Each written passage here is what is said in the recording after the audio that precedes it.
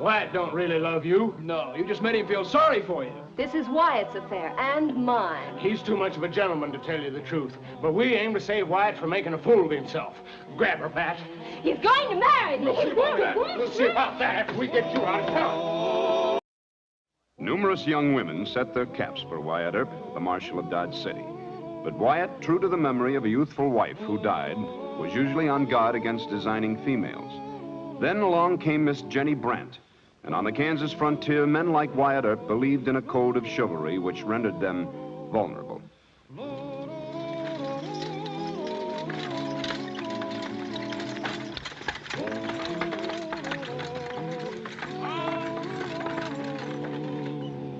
We'll camp here. Rustle some wood and water. I want to talk to Jenny Brandt. Jenny Brandt! Brother Dolph wants to talk to you. There's no need to shout. Oh, just the same, get out.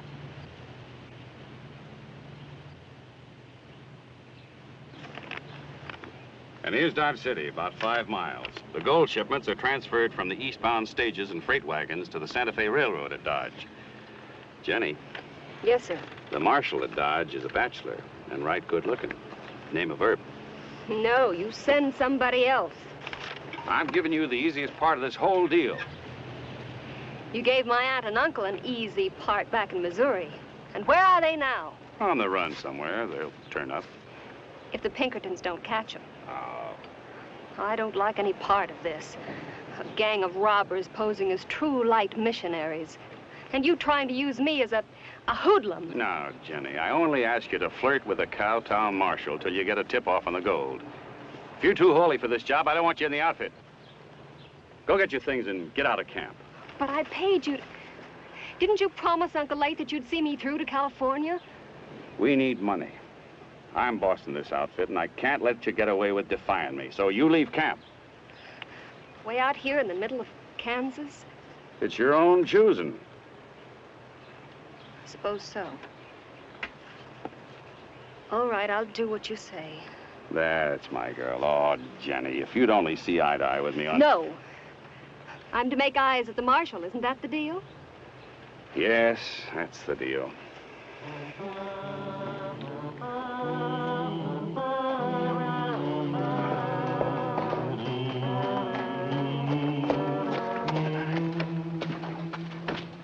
Hi, Wyatt. Oh, howdy, Hal. So, you check on the wagon trains? Yeah, and there's one I wanted to ask you about. Oh, the Army issued orders. They want all the settlers stopped from heading west. These folks aren't settlers, Wyatt. They're missionaries. The Cheyenne and the Apache aren't going to make allowances for that, Hal. You better ride out there and tell them to stay in camp. They tell me on the trail these folks are known as new lighters. No, not new lighters. They're called true lighters. I'll ride out there. Hey, where are they? About 3 or 4 miles east. Right. Thanks, Wyatt.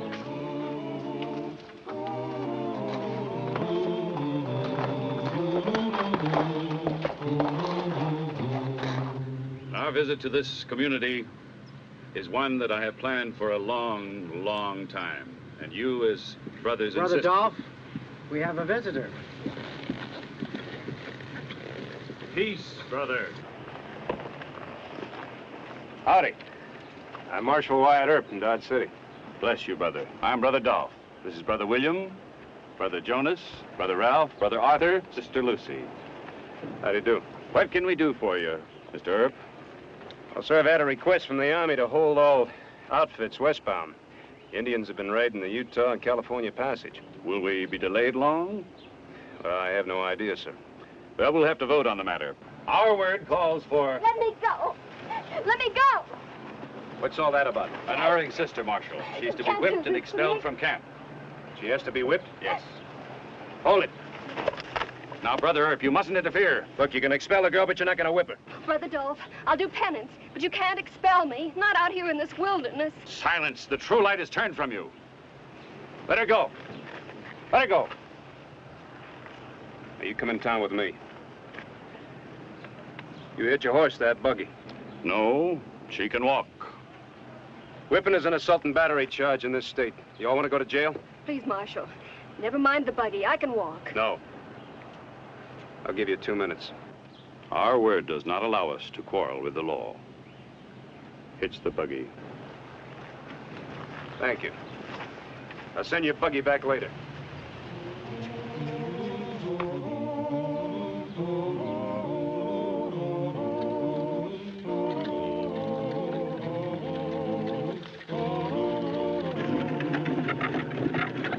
What's your name? I'm Jenny Brandt. How'd you get mixed up with those people? My aunt and uncle were true lighters in Missouri. Oh. They dead? All the folks I had. Well, then Brother Doff and those others were supposed to take care of you, huh? How old are you? 22. Oh, I thought you might not be of age and the true lighters would have a guardianship. Well, maybe they'll forgive you and take you back. I despise them. I'll never go back. Then I'll find you a place to stay in town and try and find you a good job. Why should you bother? Well, that's part of my job. You know, you have a wonderful face. You're just about the prettiest stranded traveler we've had in these parts in a long time. Of course, that Mother Hubbard and that bonnet don't help any. I could take the bonnet off. There. How would you like it fixed? Oh, kind of rolled up at the back of your head there. Wait a minute, it's none of my business how you fix it. Yes, it is. I belong to you, don't I? Is this what you mean? Yes, and that'll look fine. That remark that you made about belonging to me, that's right strange. It's a true lighter's joke, huh? No, Mr. Earp. If you'd picked up a stray calf back there, it'd belong to you, wouldn't it? Not if it was branded. I don't recollect any brand on me. Yeah. It's a nice sunny day, Miss Jenny, and yonder over there, that's Dodge City. Giddy up, boy.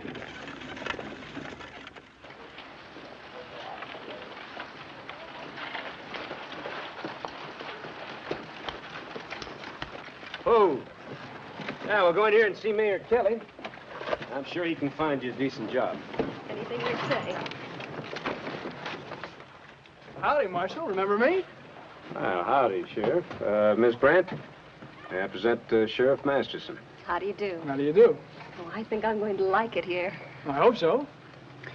We'll see you later, Mr. Masterson.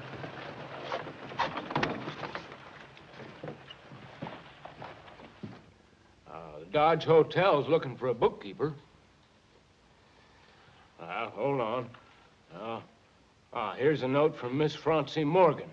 She wants a seamstress for her millinery shop. Can you sew? Yes, pretty well. Oh, you'll like Miss Francie. A fine lady. I think it'd be a good idea. All right. But you come with me. Oh, thank you, Mayor. You've been so kind. It is my pleasure, young lady. I like your friends. Well, thank you, Miss Jenny. I kind of like them, too. Oh, hello, Bat. Anything new? Yeah. Who's that new girl Wyatt's toting around? Oh, you mean Miss Jenny Brandt? Yeah. Why, she's... She's who? Well, she's... What? Well, who is she? Well, she belonged to something called the True Lighters. Bad cess to them. They were going to flog her with a bullwhip. Oh, and Wyatt came to the rescue, huh? And you should have marked the way she looked at Wyatt. Love, my boy, love. Oh, so that's the deal, huh? And why not? Wyatt should be taking himself a wife. Marry her? What does he know about her? Well, do you know anything against Miss Jenny? Not yet. But you know Wyatt when it comes to women. They're all angels. Look, I'm not saying there's anything wrong with that girl, but what if there was? Well, you'd have to prove it to me in black and white. All right. Well, listen here now, you just quit your mooning. You're Mayor of Dodge City, not Dublin, Ireland. Now, see here, Bat. Aaron Gobra.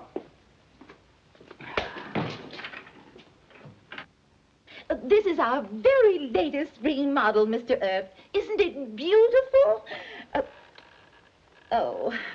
Well, I'm sure she's ready by now. I'll just see. Need any help, dear? Oh, thanks. I can manage. Oh, it's beautiful, just beautiful. My dear, she is beautiful, and I do need her so. I certainly hope she'll fill the job. Oh, I'm sure of it. And I'll speak to Mrs. Albert about a room in our rooming house. That's very kind of you. Oh, that poor child, what she must have gone through with those dreadful people. Well, here I am. Dear, it is so becoming. What do you think, Mr. Earp? Well, you just can't beat Miss Franzi for pretty hats and pretty dresses. Oh. Now, do you see why we love Mr. Earp? Yes, I do. Miss Morgan is way behind in the shop, so I'll start work. Will you take me to dinner? Jenny. Oh, well, you see, Miss Franzi, it's part of the agreement. I'm her, I'm her business advisor. Oh. I'll see you at 7 o'clock. 7. Well, busy hands make busy people. Thanks for a lovely evening, Marshal. It was my pleasure. You know, I think I'm falling in love with you. You what? In fact, I'm already in love with you. Miss Jenny, didn't your folks ever tell you that a girl usually thinks she's in love with a half a dozen men before the real thing happens? Yes, and I was also taught not to act like a bold hussy. But this is real. Miss Jenny, you're very lovely. But I'm a public officer, and this is a public street. That means you're not in love with me. I came along and tried to help you out of a bad situation. I get paid for looking after travelers. Now, Miss Franzi's probably peeking out of that window right now. You better skedaddle inside. Yes, sir. This is a gossipy town. A girl can't afford to get herself talked about. Good night, Miss Jenny. Good night, Marshal.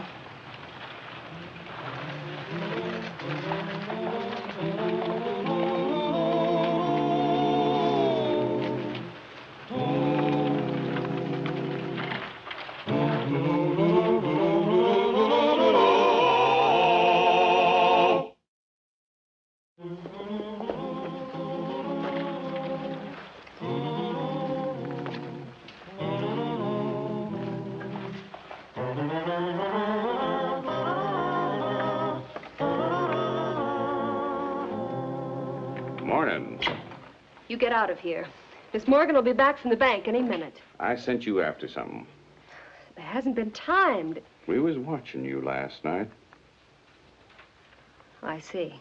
Maybe you figured to run out on us and join up with Mr. Earp. Maybe. Well, it won't work. I'd have to tell him all about you. Oh, Dolph, please. You get that information. Get it today. If I do, will you promise I not to... promise nothing. You come back to camp with that gold shipment time. You'll be an outlaw, same as the rest of us. Then we'll see if the great Marshal Earp can... Wait. I'll send you the gold layout, but I'm not coming back to camp. Not ever. Why, you could... Hold it. You're short in this town, Brother Dolph. Now, you get out of Dodge and stay out. Who you getting so tough with? Dolph, Wyatt, please, stop it. Dolph was just trying to get me to go back to camp. Stay out of this, Jenny. Now, you keep away from her, you understand? Peace, brother. If Jenny set herself against the word, I can't stop her. We had to give her a chance to repent. Well, you just keep away from her. Oh, my goodness, what happened? What's the matter? Oh, just a slight misunderstanding, Miss Franzi. You'll have to talk to Wyatt. Be better if you did.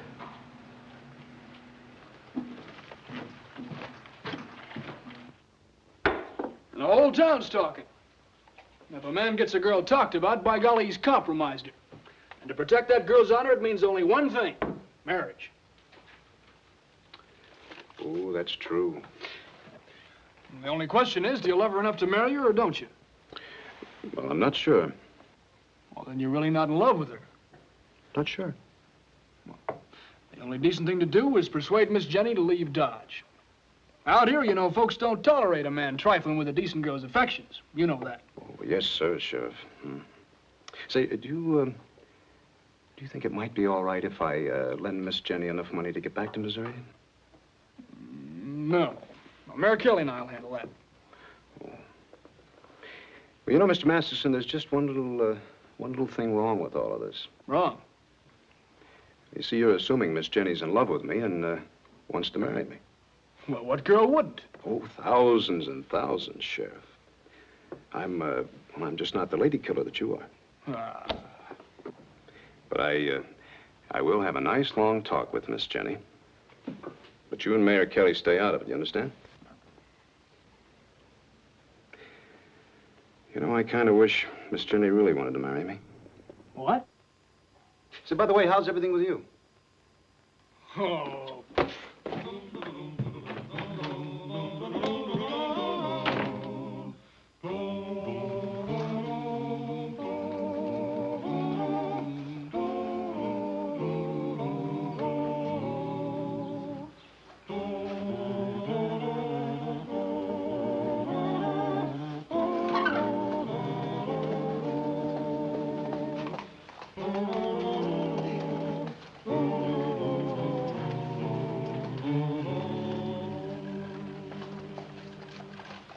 Hi. Can I join the picnic? Oh, of course. I haven't much left, though. One hard-boiled egg and a pickle. I guess I ought to be over there helping the boys unload the gold. Oh, is that what it is? Yeah, it's a Wells Fargo shipment from California. Are you hungry? We can go back to the boarding house and I'll fix you a real lunch. Oh, no, thanks. I've had lunch. Jenny, This is wrong, you know. A lot of people saw you and Dolph and me. Yeah, I guess so. Miss Morgan says I'm to stop tagging after you. She's right. You just forget about last night. I acted silly. Were you acting? No, I wasn't acting. I meant it. You've been kind to me. That's never happened before. I am in love with you, and I always will be, a little. But I promise to stop tagging after you. I'll nod when we meet and say, "Hello, Marshal Earp," and you say, "Howdy, Miss Brandt." That'll fix everything, huh? You're still in some kind of trouble. It has something to do with Brother Dolph and those people out there at the camp, hasn't it? Thanks, Marshal, but you run along and help with the gold. Train won't wait. We don't ship until 7:40 tomorrow morning. Dolph has some hold over you. Now, what is it? If I thought you loved me, I'm sorry. It's Marshal Earp and Miss Brandt. I still think you ought to tell me the whole truth. A girl would be stupid to do that until after the wedding. Some girls don't tell even then. But I would. After the wedding. Is that a proposal? You are a strange little character. I thank you for the compliment. So long, Jenny.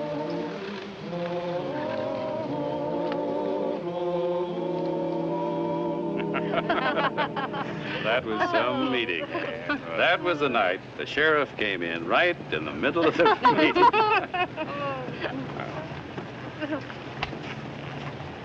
Note from Jenny, boss. Yeah. Gold shipment will be loaded on 7:40 Express tomorrow morning. I think I can fix it so Wyatt's friends will hustle me out of Dodge. He'll probably go after us, leaving only his deputies, Jenny. I told you she'd come around to her senses. About time. Well, we'll wear cowhand clothes and masks. If Jenny can send Earp on a wild goose chase, this ought to be a real easy job.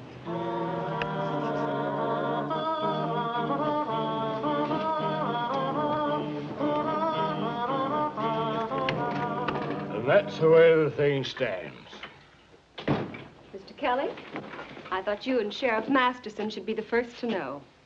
Wyatt has asked me to marry him. Well, no. Well, don't you go mushy-headed on me. You pressured Wyatt into this. Why don't you ask Wyatt what happened? Well, no use asking him. Well, congratulations, Miss whoever you are. Oh, I have a past. Yeah. But I told Wyatt the whole story, and he said it didn't matter. But, Miss... Good day, gentlemen. Well,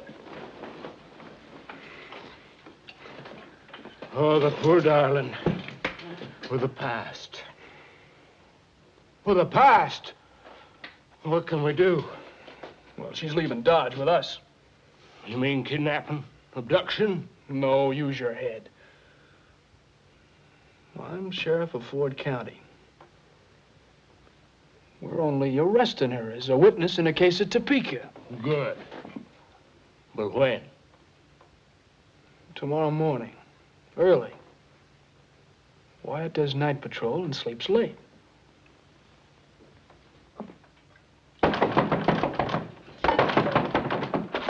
Oh, thank you.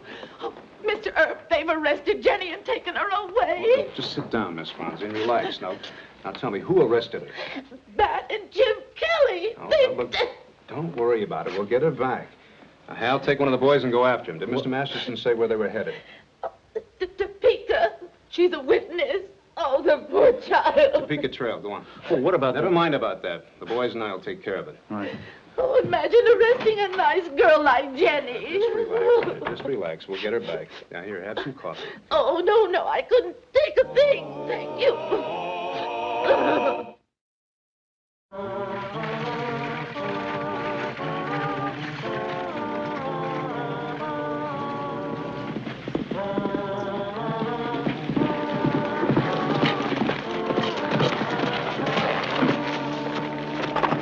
Get away from that cart! You heard you, man! Hold it!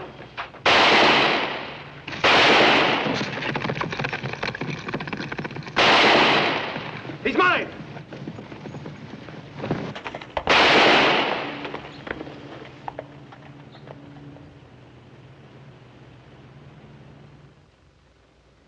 Sheriff Masterson, you were legally correct to arrest a witness, but I think it was a fool's stunt. Well, the girl was in cahoots with the phony True Lighters. No, she wasn't. She was working for me all the time. Now, Miss Jenny, there's a $500 reward for anyone helping to protect a Wells Fargo shipment. No. I won't take it. Arrest me. All right, well, just be patient. Now, Mr. Masterson, if you knew anything about genuine True Lighters, you would have spotted Brother Dolph. You see, a real True Lighter doesn't believe in violence. Now, Miss Jenny, you come with me.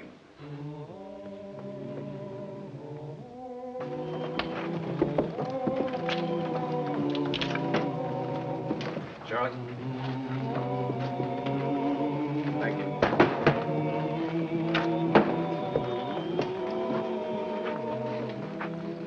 Why are you turning me loose with $500?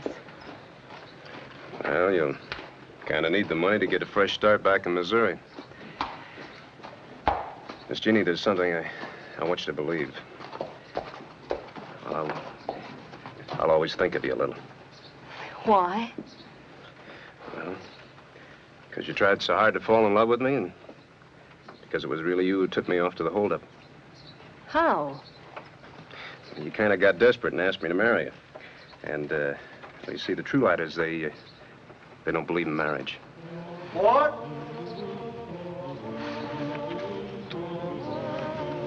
Goodbye, man.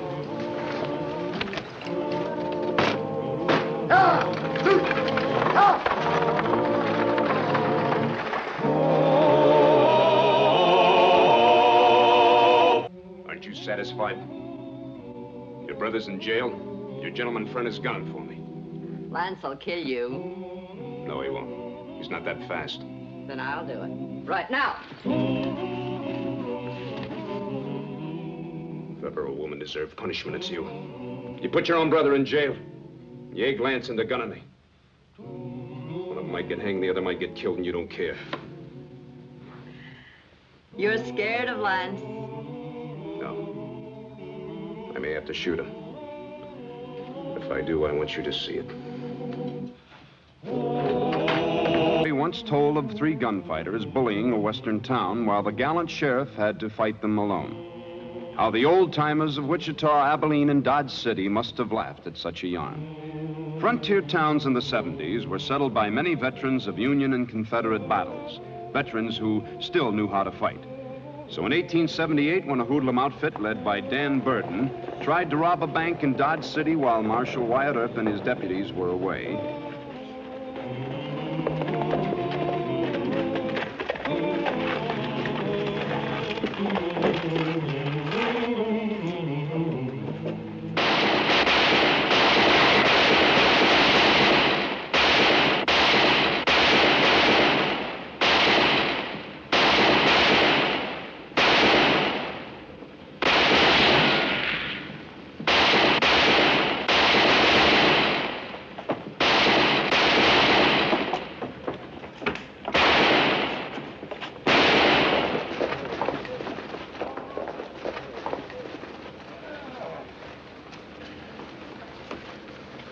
Well, had a little trouble in town. Yeah, I see. Send for the doc? Yes, Marshal. He'll bring a wagon, huh? Good work, Mayor. One back there, and this one here's dead. They never learn. Any of your people get hurt? I think he wounded Chris Allen, the cashier. A couple of the boys got nicked, but nothing bad. Who are you? Never mind that. You gonna let me bleed to death? Well, I wouldn't worry about it. Doc will plug you up. Well, you were coming back from turning in some prisoners to the Army. We heard the shooting. These hoodlums must be amateurs. They shot pretty wild. But Jesse James and Cole Younger wouldn't have tried what they did. First thing I learned in the Army was never to ride into a hostile town in broad daylight. Mr. Allen got hit in the arm, but he claims 2 scalps with that sawed-off shotgun of his. Well, the town put up a real good fight, and I'm proud of him. Oh, and Mayor Kelly is a cinch for re-election. I'd be ashamed to mention this. We was firing from behind doors and windows, like shooting ducks on a pond. Well, I wouldn't be too modest about it, Your Honor. Let's see if I can identify any of them.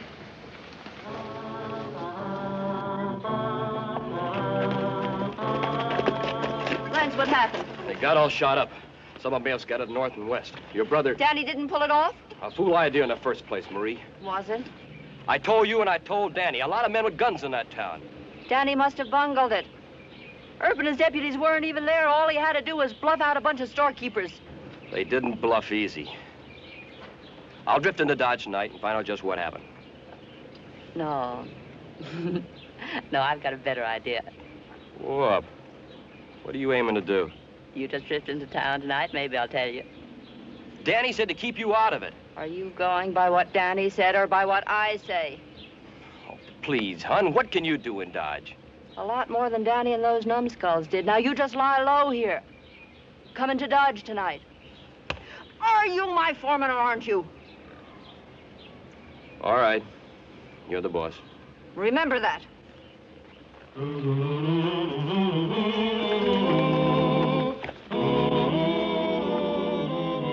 Sit down, Mr. Burton.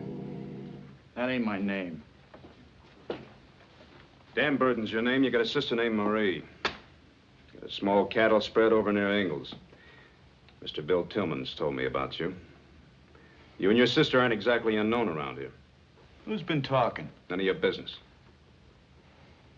Any of those wounded men make a statement? No, sir. All right, Hal, you telegraphed the sheriff over at Ingalls asking to please arrest Miss Marie Burton. Conspiracy to rob a bank. Right. You leave my sister out of this. She didn't know nothing about it. But she had a grudge against the Union Bank, didn't she? 8 months ago, she sold some mortgaged cattle. The bank made her pay up. Now, who bosses the ranch, you or Marie? I do. Why did she sign this application for a loan? Why didn't you co-sign? I don't have to answer your fool questions. Sit down. You arrest Marie and Lance will gun you. Oh? And who is Lance? Lance Morfitt, that's who. He's engaged to my sister. Lance Morfitt, huh? It seems I recall a gentleman by that name. You'll get better acquainted, you bother my sister. All right, Mr. Burden, we'll put you back in your cell. What about Marie? I'll have a little talk with her. My hunch may be wrong, but I think she's involved in the robbery. Lance will kill you. Mr. Burden, he can try. Won't be the first time it's been tried.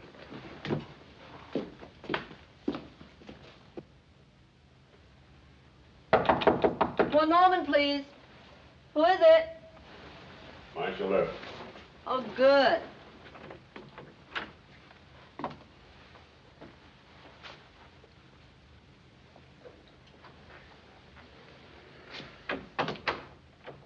You interested in bedrooms?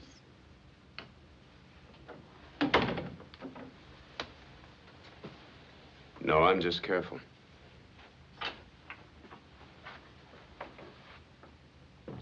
I'm awful glad you came to town, Miss Burden. I wasted money sending an arrest order for you. Arrest me? What on earth for? Conspiracy to rob a bank. Oh, now. Surely you must be joking. Your brother's in jail. He led the attempted holdup. Yes, I know. Danny's a wild, crazy boy. I've had to get him out of one scrape after another. How much is it going to be this time? Nothing to bother about. You mean there's some other way? I mean, the trial is set for tomorrow. But, the last time Danny got into trouble, I gave the marshal $500 and, it was all arranged. Well, Miss Burden, we don't do that here. Oh. Oh, I see. Well, could I trouble you, please, to take a message to Danny? No trouble. Thank you very much. I'll write it. It'll just take a moment.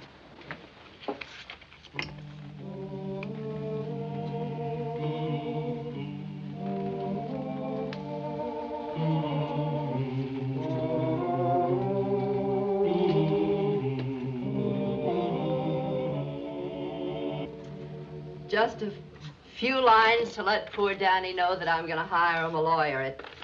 It'll cheer him up. Thank you very, very much. Al, come on in here, will you? My deputy. But you said that you would take it. I will. But you're under arrest, and Hal will have to stay here. Oh. What are you doing? We read all messages to prisoners. You give that back. Easy, ma'am, easy, easy. He's got no right to... I just offered you my promissory note in hopes you'd make things comfortable for Danny. You trying to bribe Wyatt? Bribe? Oh, no. That's against the law.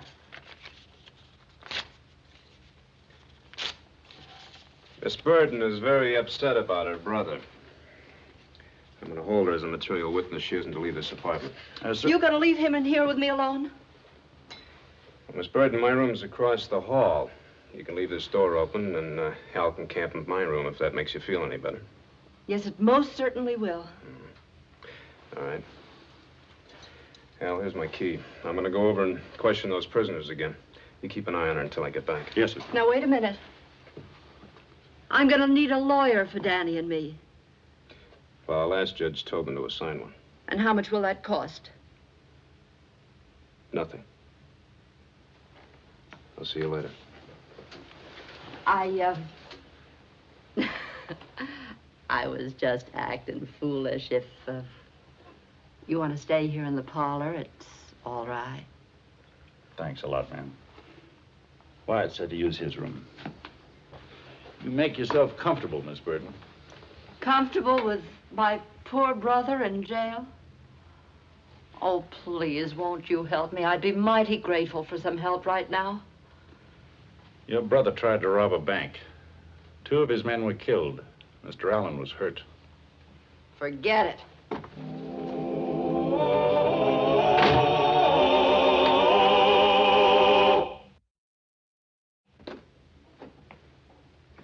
Howdy, Judge. Mr. Kelly. Prisoners won't talk. Wyatt, We understand you're holding Burden's sister. That's right. Do you think she was involved?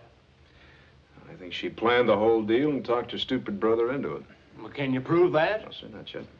As soon as I appoint a lawyer, he'll be at me with a writ of habeas corpus. She could sue the city for false But why arrest. don't you just say what you came here to say? Well... No pretty woman is ever anything but an angel. Before a jury, she is. Now, let's be practical. We have an unbeatable case against Burden and his men. Why drag his sister into it? Because I feel sorry for Dan Burden and all those cowhands in there. Why should they go to prison when Marie, who probably planned the whole thing, gets off scot-free just because she's a woman? Well, if you make her co-defendant, they may be all acquitted. Oh, come on. Well, I don't think they'll all be acquitted, but the jury'd only give them a year or two, and they sure wouldn't convict the woman. Well, just say the word and I'll turn her loose. Well, I really think that's the wise course. The judge wants to make an example out of the rest of them, Wyatt. They ought to get 10 years, the maximum. I'll turn her loose. But she planned that robbery just to spite the bank.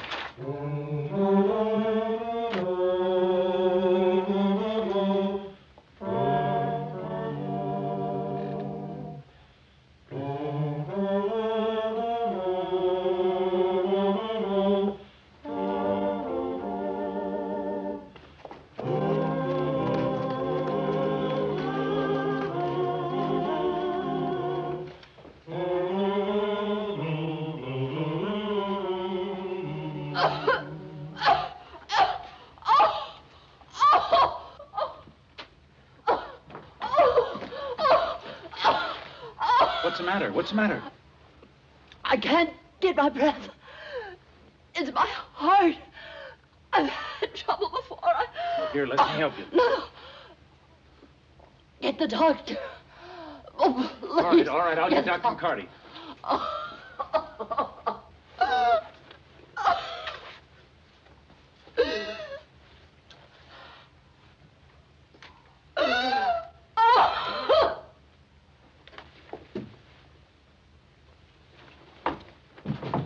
Wyatt, she's having a heart attack or something. I'm going for Dr. McCarty. Heart attack? Just stay out of this. Hear what he said? Somebody's got a heart attack. Well, I don't know. It could be serious, you know.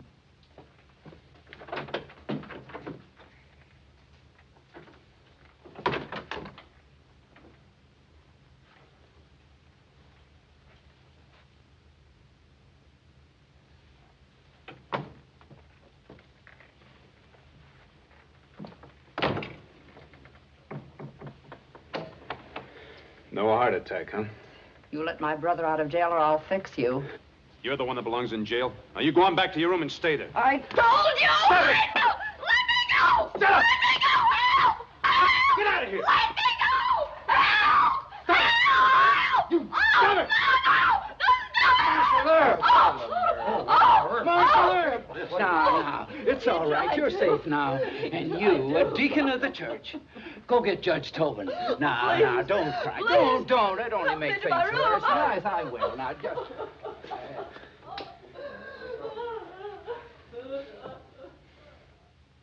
And then he said if I would... He'd let my brother escape from jail, and then he tried to tear my dress. It was horrible. There. No reason to carry on.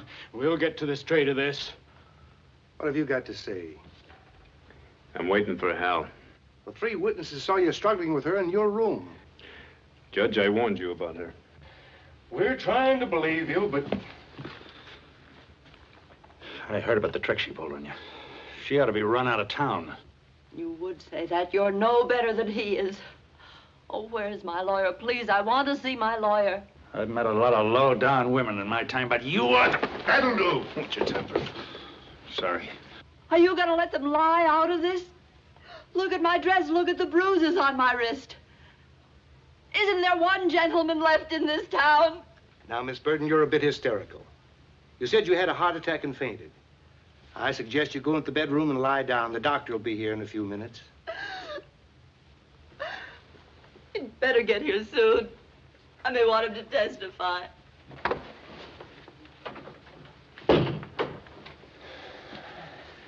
Al, where was she when you went to get Doc McCarty? Right there on the floor. I thought she was dying. You tell him why the door to my room happened to be open. Wyatt told me to wait in his room and watch her. Shall I tell him what she said to me? No. They can believe us or fire us. I told you it was a frame-up. We believe you, but hang it all, Wyatt, you know how people will be talking. Yeah, I know. I don't care about the talk. I want that woman out of town as quick as possible. She ought to be tried with the rest. Take it easy, Al. Now, we promised her a lawyer. Maybe he'll persuade her to leave. Meantime, we'll make another try at getting Dan Burton to tell the truth.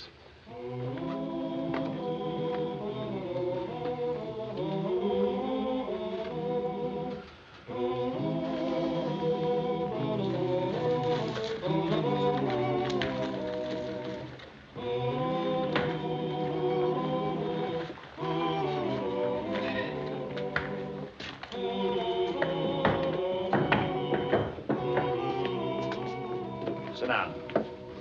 You're still stubborn and stupid. You ain't gonna turn me against my sister. You love your sister? Of course I do. She's trying to frame Hal and me. I wouldn't put anything past you two. The court is appointing a lawyer to defend you. Sure. Maria'd see to that. Well, it's not going to help. You're going to get the limit. Well, Marie's in the clear. I'm satisfied. What about Lance Morfin? What about him? Well, didn't you say he was coming into Dodge to gun me? Only if you arrest Marie. She's arrested. Then Lance will get you. What if I get him? Don't be a fool. Wyatt could give him a full draw and shoot him in both eyes. Maybe. Maybe not. Look, hasn't your sister done enough harm? Now, Lance is a nice young fellow. Why should she want to add his scalp to her belt? Well, there's nothing I can do about it. Yes, there is. I want you to ask your sister to leave town and take Morfett with her. Oh, you don't know Marie. Oh, I know her. But I hate to use the words that describe her. She's always been like that. Ever since I was a kid. She gets a grudge and nothing will stop her. She keeps on nagging until... She'll send Lance after you. That's his lookout. Mr. Burton, if I have to hurt Morfett, I'm going to send your sister to prison. How? Inciting anyone to gun an officer is a penitentiary offense. We can't prove it that she put you up to the bank robbery. But we can sure prove it if she sends Lance after Wyatt. Well, all right. I'll talk to her. Good. We'll take him over to the hotel. I'll get his hat. Come on.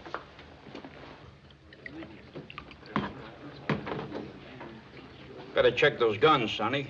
Marshal Herb catch you wearing them, it's 3 days in jail. You'll catch me wearing them. Give me another one. Remember now, his name is Lance Morfett.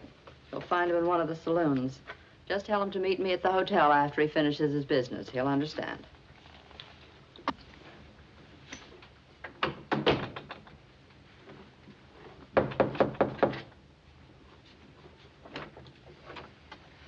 Dan, were you hit bad? No, not bad. It's going to be all right.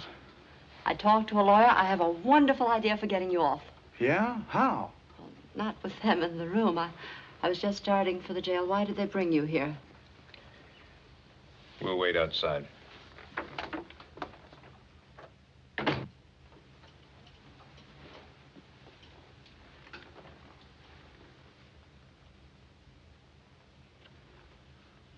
Well, how are you going to get me off?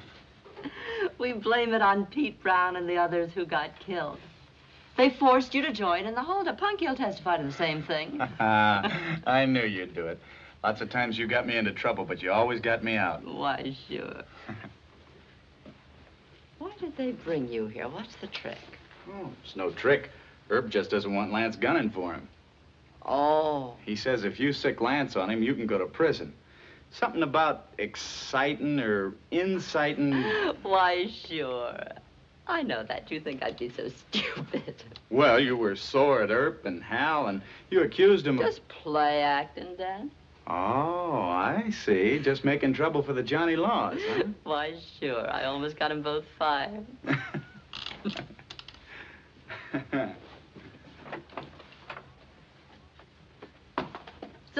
Colonel, gentlemen. You may come right in. You can breathe easy now, Mr. Earp. Lance is back on the ranch at Ingalls. Yeah, he ain't gonna gun you. Oh, that's a relief. Hal, we better take Mr. Burden back to jail. Sure. Marie's gonna get me off. She's got a real slick idea. Yeah, that's right. Well, see you in court, Marie.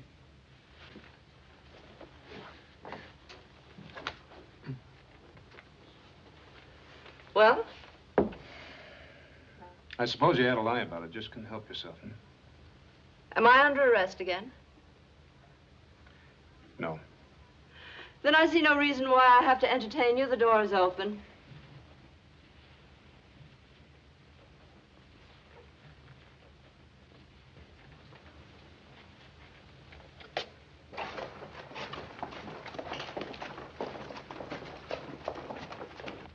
Isn't that Lance Morford down there?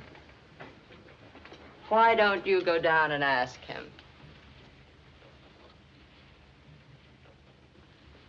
You scared? Your brother Dan's gonna go to prison. You sent him out of here thinking you had some bright legal trick that would save him. I might have. That fella down there wants to marry you. You urge me to go down there and kill him. He'll kill you. If he doesn't, I will. Oh? With this? I can get another one. No, you'll be in prison. Lance might have something to say about that. All right, so he outdraws me. He shot a peace officer. We can run. Not far enough or fast enough. I still say you're scared. You know, if ever a woman deserved punishment, it's you. I'm gonna probably have to hurt him. And if that happens, I certainly want you to see it.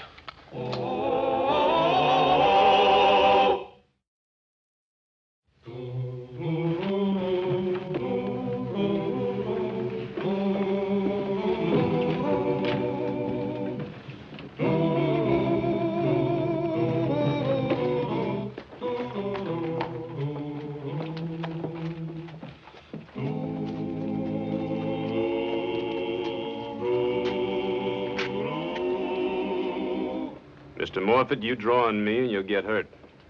And Miss Burden will go to prison. What's she got to do with it? She incited you to attack the peace officer. That's a felony. I hate to say this, but I kind of hope you do go for your gun. Miss Burden ought to be in prison. Shoot him! He can't draw! Shoot him! That's close enough! Shoot! Shoot him!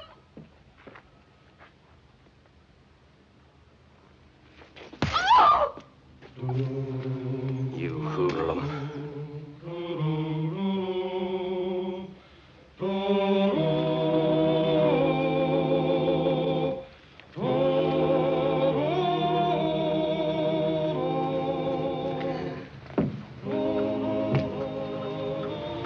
You get out of town.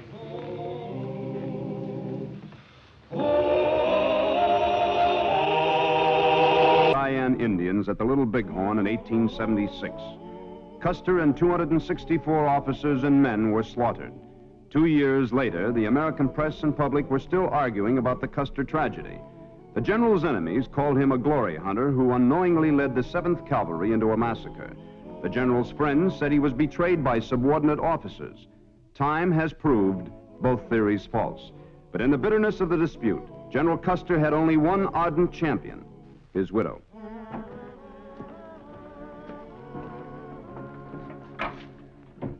You remain standing, gentlemen. Will you come in, please, Mrs. Custer? Thank you, Colonel Benteen. Gentlemen, please do make yourselves comfortable. I know all of you by your first names, so we needn't be strangers now. General Sheridan has just telegraphed me. He says that Colonel Reno must be granted an official court of inquiry. The court will be held in Chicago. I assume that all of you will be witnesses. Am I correct, Colonel Benteen? That's right, ma'am. And I can assure you that General Custer's memory will be respected by every man in this room. Oh, we had our differences, but it was always give and take. We despise Reno. None of us has spoken to him socially these years. Then you've already discussed...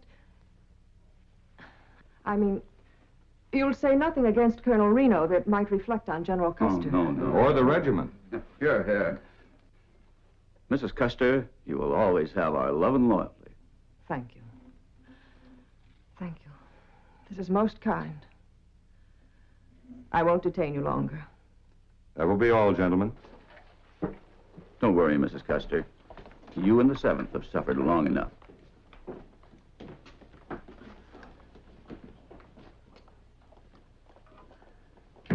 Well, now, that's settled. They faced it as I prayed they would. But there's still this fellow Hendon. Chris Hendon? What's he pestering you about? This came yesterday. He wants money, I think. I'm supposed to meet him in Dodge City. This is nonsense. I'll burn the thing. No, please. He was one of Reno's civilian scouts. He'll be called to testify. Well, let him testify. But, Colonel, he could ruin us all. He's a civilian, and the newspapers would be eager to print any lies he told. Oh, Betty, you're carrying this thing too far. Oh, yes. Now, I've never had any occasion to say this before, but you can't be bothered by every blackmailing scamp or rascal who writes you a letter. I remember Hendon. I think he bolted before Reno made the charge that day. I certainly don't recall seeing him on the hill when we stopped Reno from running away. Well, he could say he was with General Custer. He could say anything. All right. Now, Wyatt Earp, the marshal at Dodge, is a good friend of mine. I'll telegraph him to arrest Hendon. No, Colonel, I beg of you. If we anger the man, he'll... All right, I'll just ignore him. Your first idea's best. Let him testify. Good. Well, I must be running along. But Mrs. Benteen and I will see you at dinner, eh? Oh, yes, of course. And put a match to this and forget it.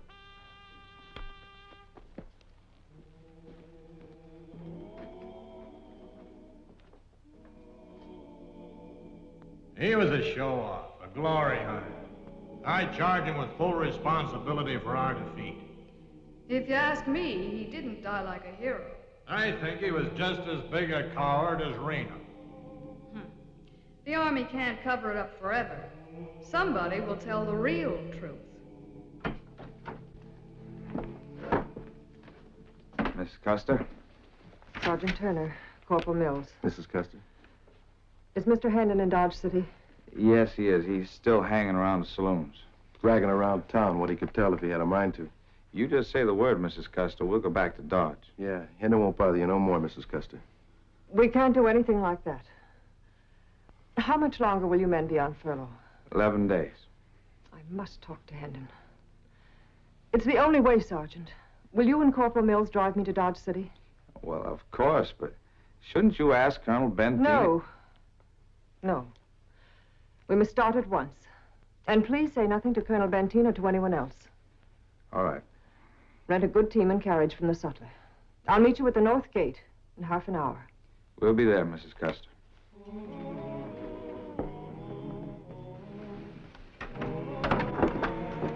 Wyatt. Looking for you. Telegram from Colonel Benteen at the fort. Operator at the depot brought it over himself. Said it was extra urgent. Now, the Army wants 2 soldiers named Mills and Turner arrested. They're on furlough wearing civilian clothes. The rest of it's just a description of the men. Now, you pull a deputy off patrol and do just what the colonel says. You sure saved my neck in that bill knife business, remember? Sure do. We'll ring out the town.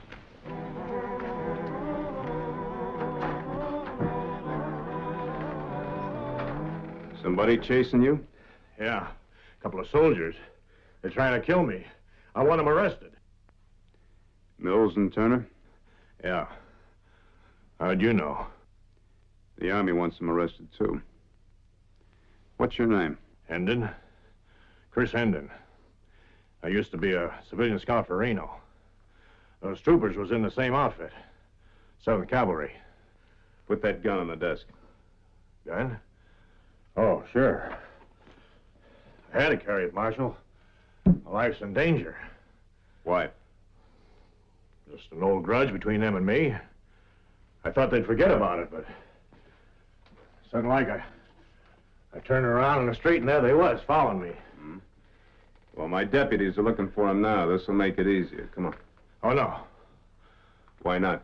I don't go wandering around out there and get plugged from some doorway. Mr. Hennon, you asked me to protect you. Now, the easiest way to do that is to try and arrest those two soldiers quick. I'll get my hat. Let's move. Not me.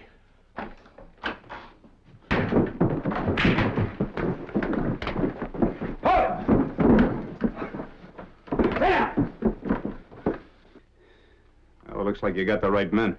There were 10 on somebody halfway down the block. That's them. That's Mills and that's Turner.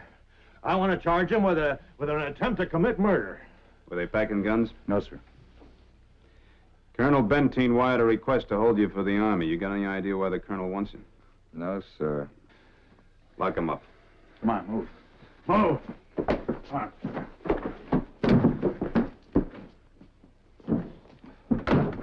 What about my charges against them? Tell it to the Army. Now, you check this gun or get out of town. If you take my advice, you'll get out of town. You may run into some more soldiers. That what you call police protection? What are you, in cahoots with the Army? I don't think I like you, Mr. Hendon. If you stay in this town, you be ready to protect yourself. Now, quit wasting my time.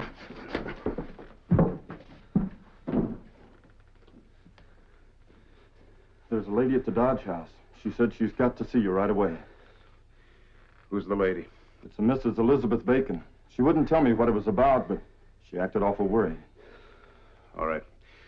Did you get a good look at that fellow? Yes, sir. His name is Chris Hennon. I want you to keep an eye on him. Horse thief or cow rustler? 2 soldiers were after him. They usually got a good nose for a skunk. Go on.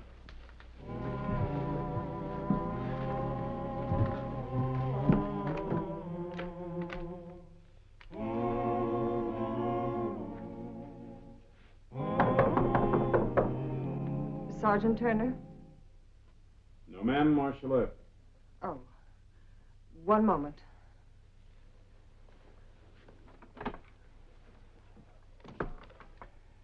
My deputies gave me your message, Mrs. Bacon. Come in.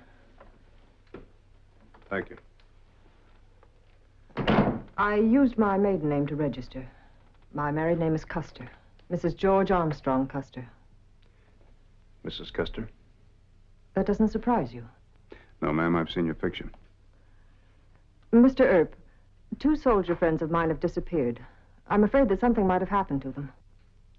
Sergeant Turner and Corporal Mills? Yes. Have you seen them? They're being held for the Army. Colonel Benteen's request. You put them in jail? Oh, that's nonsense. Colonel Benteen has no right to. I must ask that you release Turner and Mills at once. I'm sorry, but I can't do that, ma'am. Very well. Then I shall have to employ a lawyer. Could you recommend one? Mr. Earp, lawyer's name, please. Well, Mrs. Custer, that would be a waste of money. I can hold those soldiers for 24 hours, even against a writ of habeas corpus. Marshal, I know a little about law. What charge has Colonel Benteen lodged against them? I have a charge of my own, ma'am. Indeed. What law did they break? They assaulted a Mr. Chris Hendon. Hendon? No, they promised me they wouldn't. Did they injure Mr. Hendon? Not much, no. Is Mr. Hendon a friend of yours? I've never met the man. Why do you ask? Well, you seem very concerned about Mr. Hendon's health, and you asked the soldiers not to hurt him. Marshal, is this a police interrogation? Mrs. Custer, Mr. Hendon claims to have been a civilian scout with Reno. Colonel Benteen and I went through a rather bad time together right after the Little Bighorn fight. An Indian agent tried to bribe some runaway soldiers into telling lies about Colonel Benteen and the 7th Cavalry. Are you suggesting Mr. Hendon might try to blackmail me? He might try it, yes. How absurd. General Custer needs no defense. You're being rather impertinent, aren't you? Well, I don't mean it that way, Mrs. Custer. I'd like to help you. All right, help me. Turn those men loose and forget your suspicions of Mr. Hendon. Well, I can't do that, ma'am. Good day, Mr. Earp.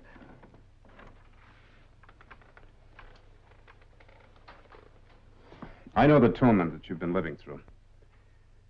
People have lied so much about General Custer, you don't know where the next attack is coming from. Well, you've got me stubborn. I'm going to help you in spite of yourself.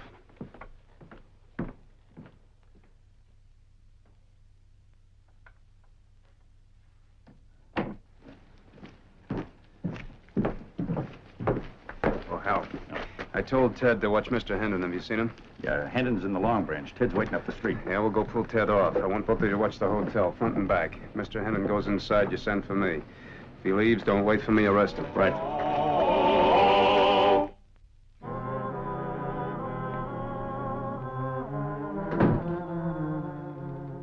I just had a talk with Mrs. Custer. She got worried when you didn't check in and sent for me. I had to tell her the truth. All right. Now, Colonel Benteen will be here for you in a couple of hours. Can either one of you persuade Mrs. Custer not to pay off to Hendon? We don't know what you're talking about, Earp. I think you know what I'm talking about. Maybe you'll answer me one question, though. Has Mrs. Custer ever heard what the Indians have to say about the fight at the Little Bighorn? After the massacre at Little Bighorn, she can't stand the sight of Injuns.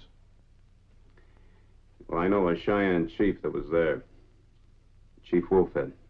Mrs. Custer would... Hendon just now went into the hotel. Let's go.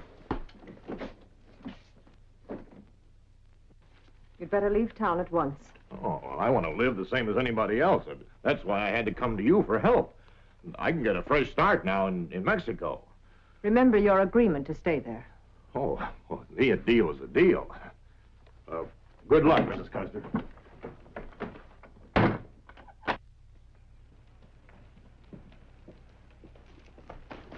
Hold it!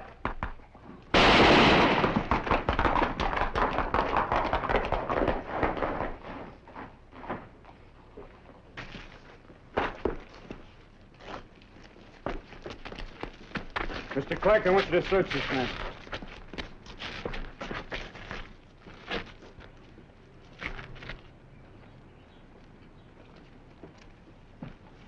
Thank you. Mr. Clark, I want you to remember this. I may need you to testify. Throw some water on him, throw him in jail. Right. Get some water, will you? You can't be serious. Mr. Hendon asked Mrs. Custer for money, and she gave it to him. Look, there's the evidence. Now, don't you want to book Hendon for extortion instead of blackmail? He mustn't be booked at all. That would involve her, the regiment, Sherman, Sheridan, even Grant. If Mrs. Custer will do what I suggest. That is the most complete fool nonsense I've ever heard. General Custer's widow meeting with a Cheyenne renegade. Wolfhead is a brave chief, and you know it. Oh, now listen to me. This poor woman is going to be haunted by liars the rest of her life. She needs to hear the truth just once. From Wolfhead? He at least saw General Custer die. You weren't on that hill. You were kept busy saving your own command in Reno's. On a bluff 3 miles away, isn't that right? Well, then will you please go ask Mrs. Custer? All right. I'll ask her. I'll try. But she's liable to come marching in here and make you sorry I did. The perils of war, Colonel.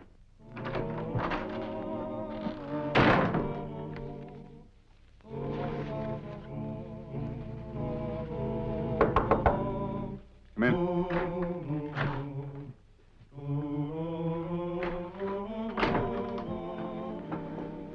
Mr. Earp, I will not be forced into a ridiculous gesture. Chief Wolfhead. A lying, filthy savage. One of the fiends who killed my husband and his men. All right. I must also demand that you drop your charges against Mr. Hendon. Mrs. Custer, I'm a civilian. You don't give me orders. Is this money belong to you? If you took it from Mr. Hendon, I assume that at least part of it is what I gave him. As a loan. A loan? Yes. May I quote you? What is that? Part of my report. I may turn it into the Dodge City Globe. You wouldn't dare.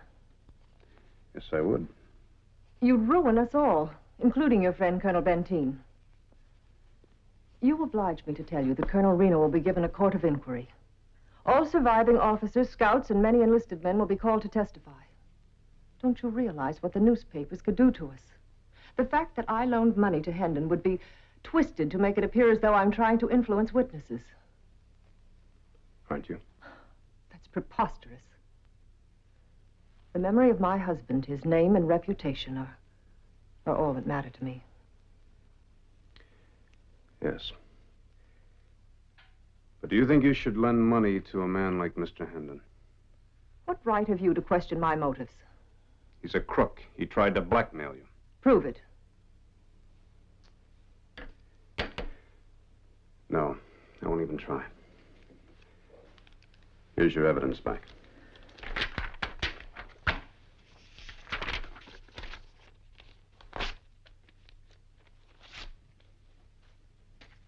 No story in the paper. Al, bring Mr. Hendon in here. Yes, sir.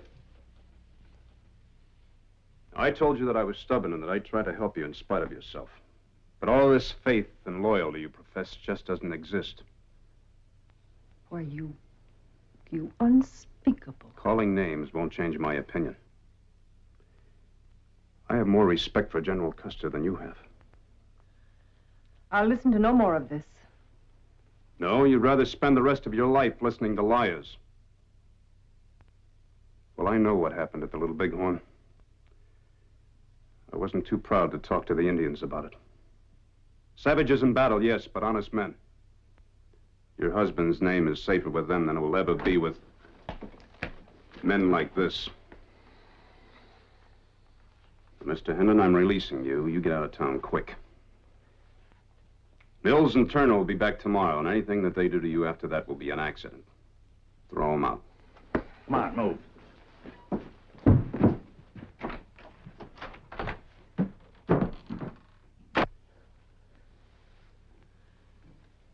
Where is this Chief Wolfhead? At the fort, the hostile stockade.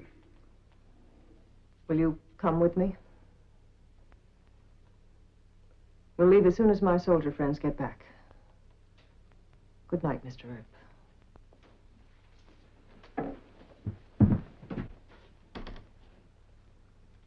Good night, Mrs. Custer.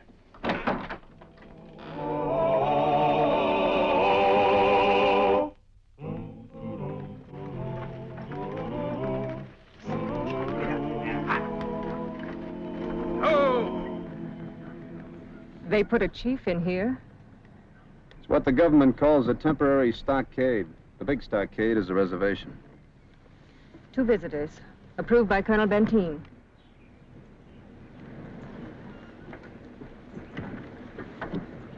Let me help you, man. There you go.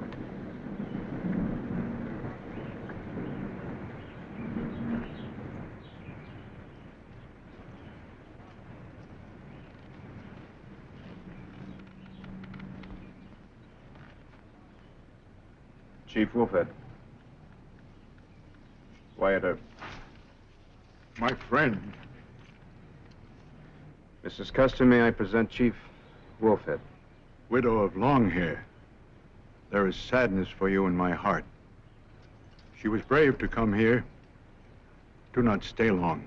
Many are sick here. Our government could do better for you than this. There was fighting. We are prisoners of war. Out of respect for General Custer, what shall I say? I'll ask some questions. Mrs. Custer, perhaps we can make this bench comfortable.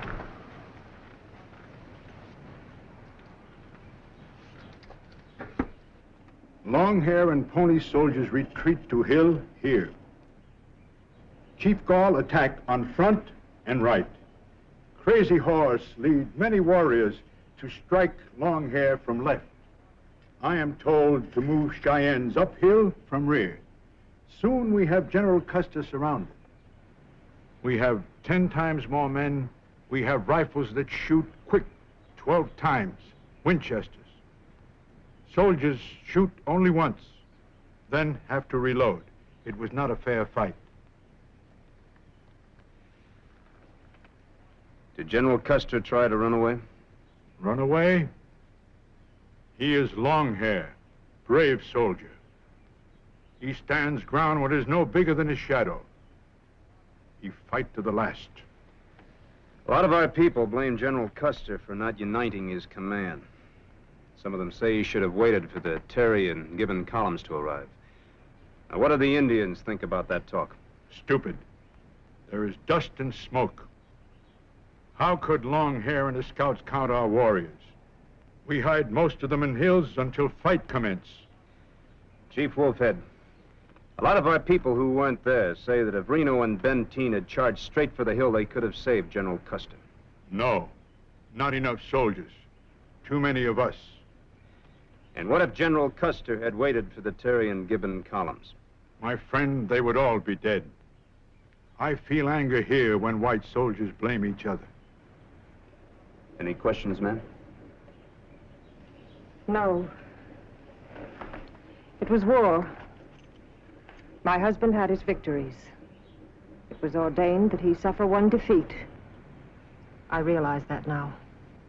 Mrs. Custer, I have my defeat also. The Great Spirit allowed your great husband to follow the guns and trumpets and pass from this world with honor. I am not so honored. I'm sad for you, Chief Wolfhead. This will be changed.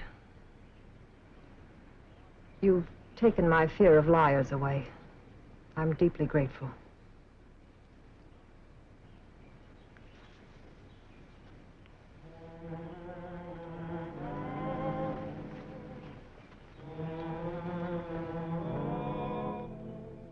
Come, Mr. Erb, we mustn't dawdle. Yes, sir. I have to see the commandant about those dreadful conditions in the stockade. Then I leave for Chicago to tell General Sheridan what I've learned from Chief Wolfhead. Thank you. Let's go.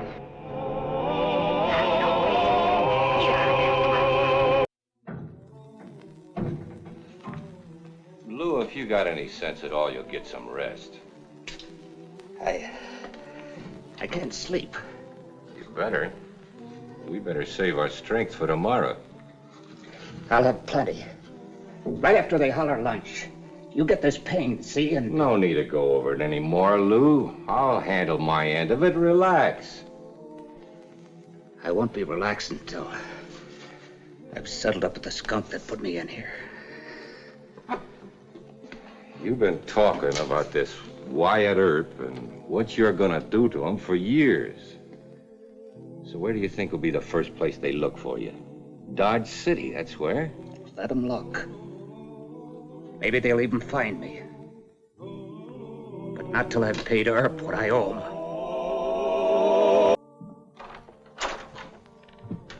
Ah. Afternoon, Mr. Hogan. Oh, Marshal. How are things? Oh, real quiet, Marshal. Marshal, I've been meaning to ask you if you could take over the night shift, Mr. Hogan? Yes, sir. Pretty soon. Pretty soon. Is it always so quiet, Marshal? No, not always, but this is the way I like it. And you will, too, before too long. Hey, you're about to lose a button there. Yeah. Yeah, thank you. You know, one of these days, somebody's going to invent a button that won't come off. Any interesting mail? Usual stuff. Nothing urgent. Well, you're off duty. And it's a nice Saturday afternoon. Al and I can handle it. Say, hadn't I heard something about you and that pretty young widow? What's her name? It's only wishful thinking, Marshal. I can't hardly get her to talk to me. Well, maybe you're using the wrong approach, huh? Maybe. Well, I'm not alone. Evidently, every other bachelor in Dodge is using the wrong approach, too. Marshal, this just came in for you. Well, thank you, Mr. Rankin, but there's no need for such haste. Read it, Marshal. All right, but just sit down and rest yourself. I can't. I gotta get back to the telegraph.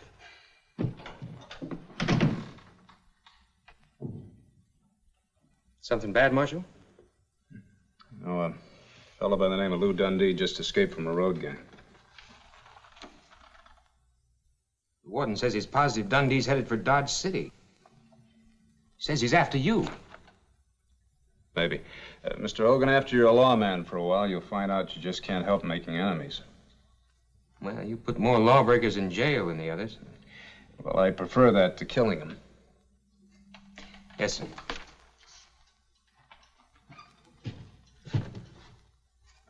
Marshal, this man Dundee, he's... If he hasn't changed since I sent him to prison and comes here, I'll send him back. Yes, sir. Afternoon, Marshal. Afternoon, Mr. Hogan.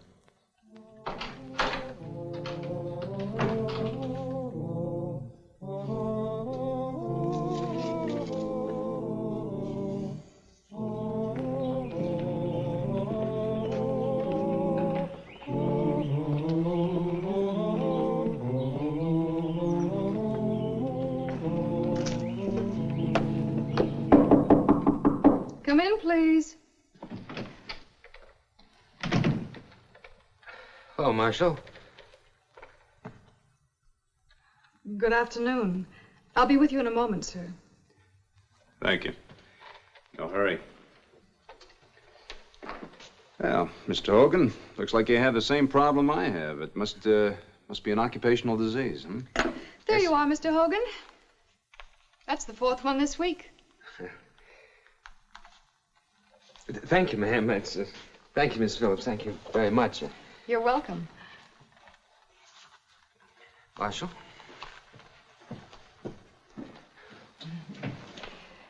Is there something I can help you with, Marshal? Yes, ma'am, I think there is. Another button? I'm afraid so. I declare, in the short time I've been in Dodge City, I've seen more buttons come loose than I believed was possible. Well, I think I can understand it, Mrs. Phillips.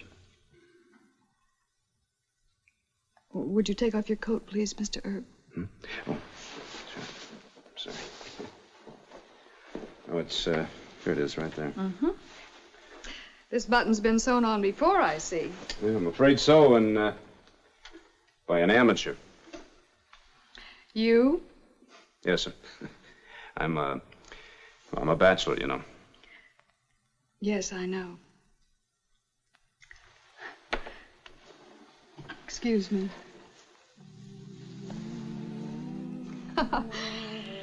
My hand seems a bit unsteady today. Well, maybe you're tired.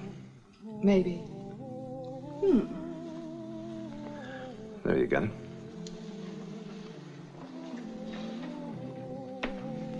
Are you planning to make Dodge City your home, Mrs. Phillips? Well, I haven't decided yet, Mr. Earp. My husband spoke so often about going west. Well, I can understand how he felt. I'm sorry Mr. Phillips didn't live to see his dreams come true. So am I. Thank you. He was a good, kind man, almost like a father to me. Quite a bit older than I, but a wonderful gentleman. There you are, Marshal. Thank you very much. That was quick. Mm-hmm. Oh, you have a thread hanging. Well, that's all right. I can fix it. Just hold still. There now. That'll stay put for a good long time. I'm sure it will. Mrs. Phillips, I'd like to... To pay me for it? Oh, for one little button. If somebody performs a service, you ought to... Well, think of it as a favor from one friend to another. Well, thank you kindly, ma'am. You're welcome. Of course, if your lady friend should require any dressmaking, you might mention my name. I'm all alone, Mrs. Phillips. Oh, I know how you feel. Being all alone, too. That's kind of an unhappy state. I'd be honored to be allowed to do something about it, Mrs. Phillips.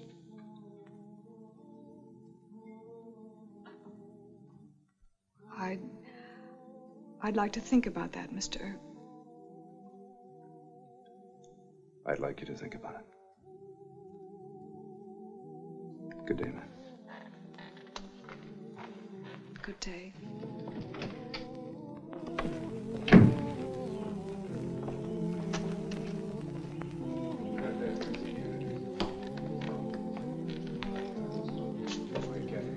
Yeah. Howdy, Mr. Burns. How are the children? Fine, thank you. Yeah. You know, it's a nice, quiet day. Quietest Saturday I've seen in a long while. Say, did your deputy catch up with you yet? Hell, no one. He came busting in here 3 or 4 times looking for you. He did. Well, I'll just sit around here and wait for him. Then say, could I trouble you for a cup of coffee? No trouble. Sit right down, Marshal. Thank you.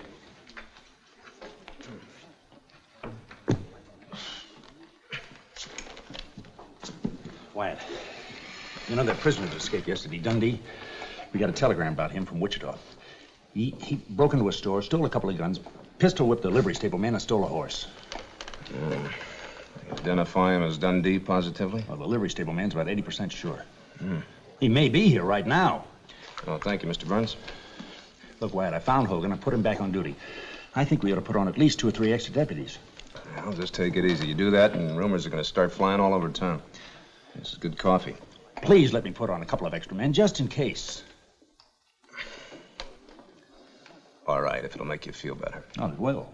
Just keep it very quiet, huh? I wish you had the good sense to get a little frightened once in a while.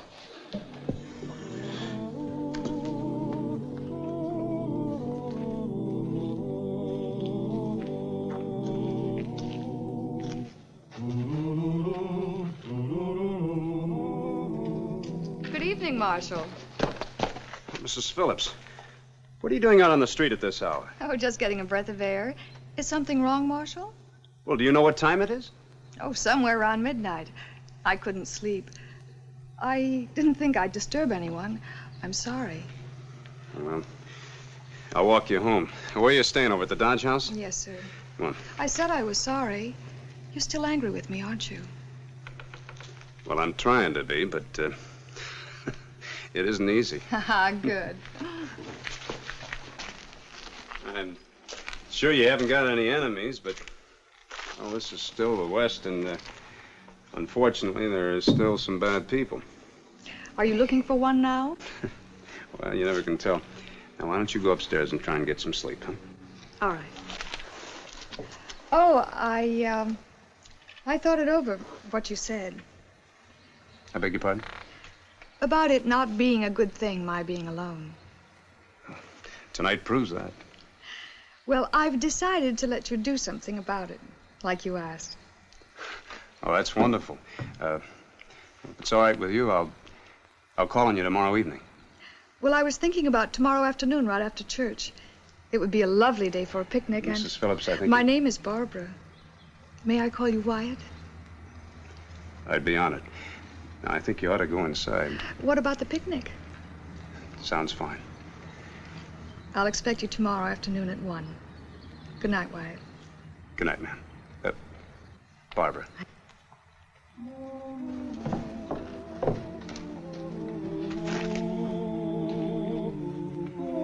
Barbara?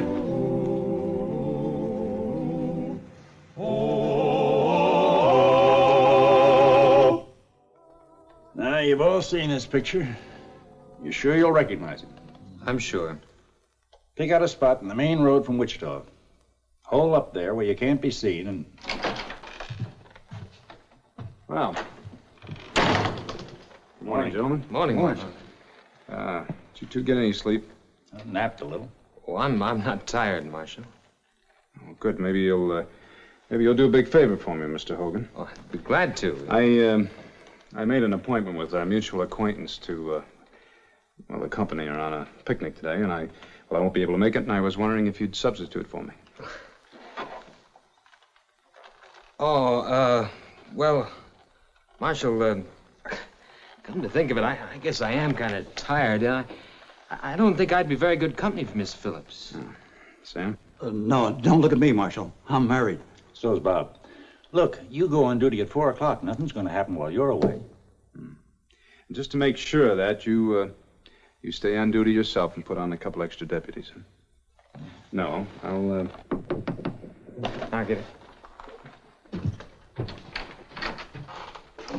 Hello, Miss Phillips, ma'am. Hello, Mr. Hogan. Is the marshal inside? Yes, ma'am. I'll get him. Thank you. Marshal. All right.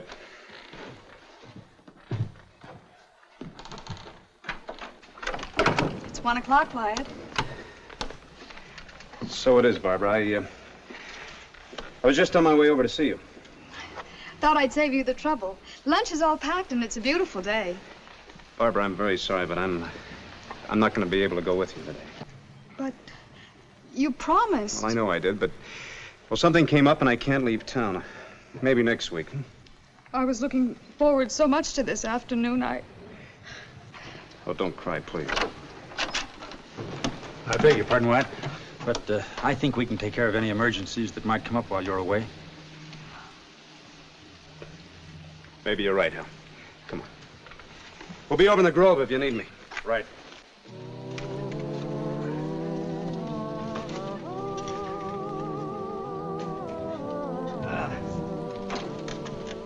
See you later. Come on, boy.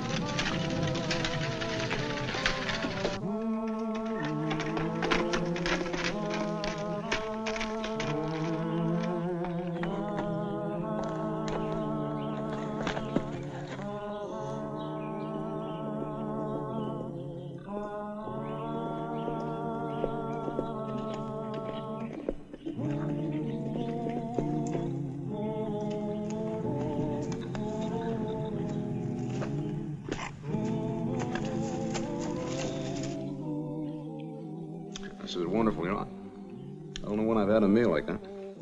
Well, I had some help from the hotel. You know, that hotel never made a pie like this. I'm glad you enjoyed it, Wyatt.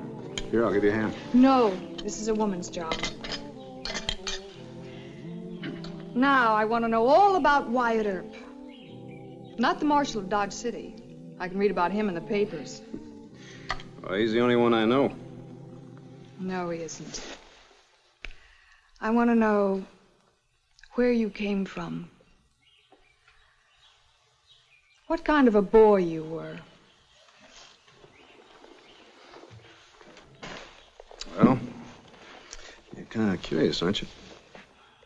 I'm interested. Well, I was born in Monmouth, Illinois.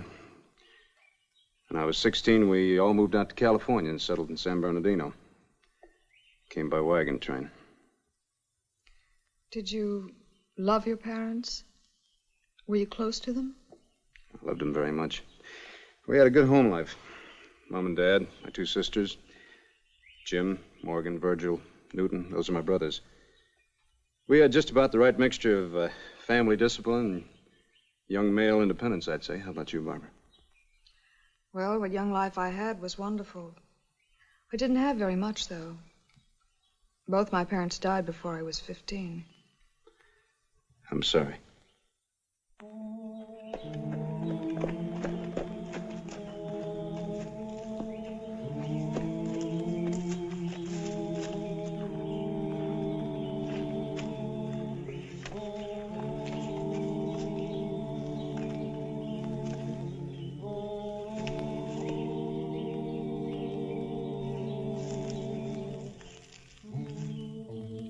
My father was a horse trader. I had a pony of my own, and now they're both dead. You've had a lot of shock for someone so young. Believe me, these things take time, but you get over them. You know something, you're too beautiful to be sad. I know you can smile because I've seen you. It's just about the prettiest sight I ever saw. Do you really think I'm beautiful? Very. Then Why don't you hold me? Barbara. Stand up.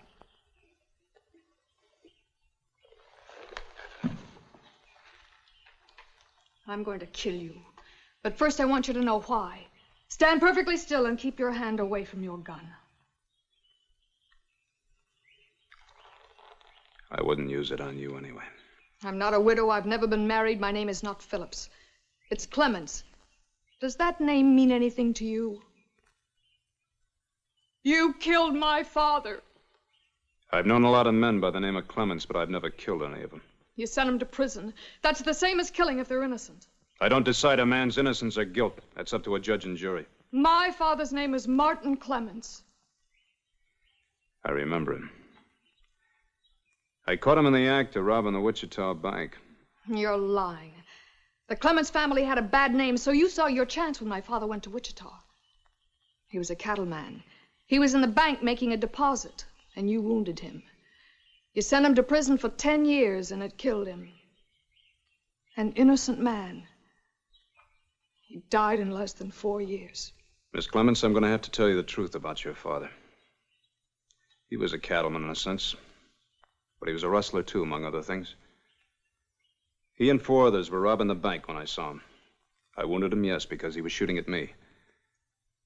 I could have killed him, but I didn't. You're lying to try to save your life, but it won't work.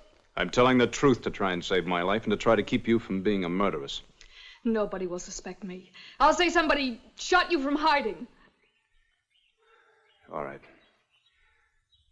Get it over with. Turn around. No. I want to see it when it happens. Turn around, I said! I can't do it, I can't. It's all right, miss. There's somebody here who can. Mr. Dundee, isn't it? That's right. Move out of the line of fire, miss. Go on.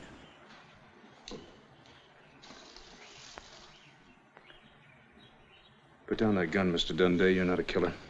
You're wrong there. I wasn't before you sent me up, but I am now. Can I talk to you for a minute? Go ahead. I'd like to hear you begging. I'm not begging, Mr. Dundee. I just want to tell you a little bit about shooting. In a few seconds, if you don't drop that gun, I'm going to jump. You don't know which way I'm going to go, so you'll probably miss. At least your first shot isn't going to kill me. In the meantime, I'm going to be shooting at you, Mr. Dundee, and I'm not bluffing. I won't miss. I've waited too many years to miss. For 3 years, 8 months, and 17 days, I've waited for this minute.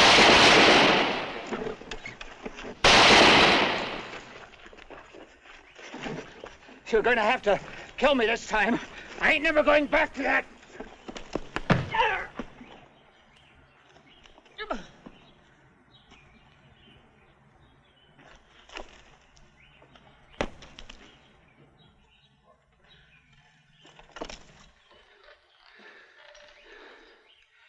You all right, Miss Clements?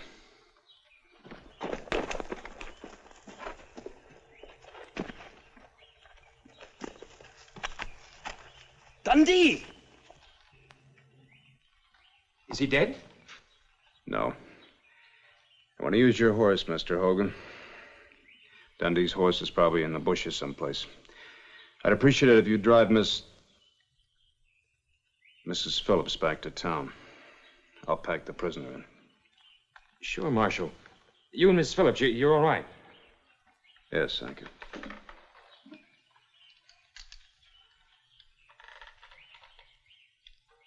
Here's your gun, Miss Phillips. I'm glad you didn't have to use it. You mean she tried to...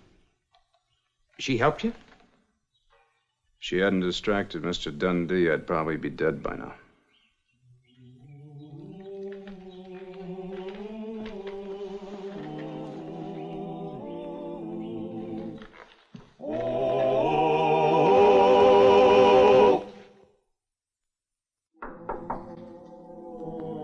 Come in.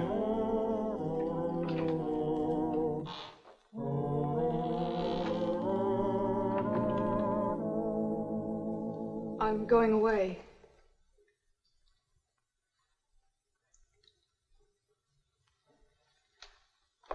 I wanted to tell you...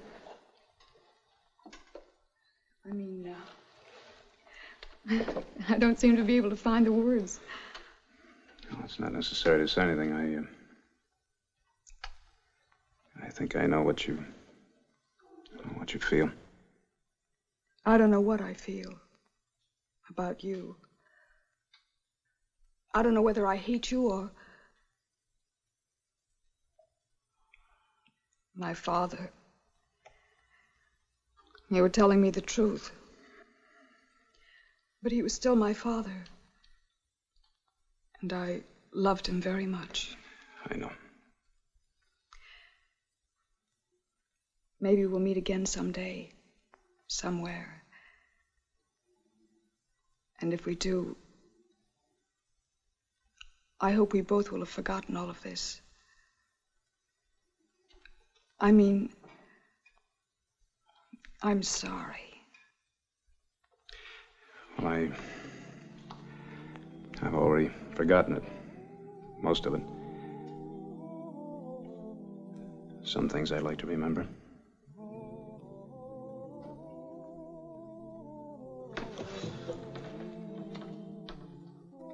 Goodbye. Goodbye, Wyatt.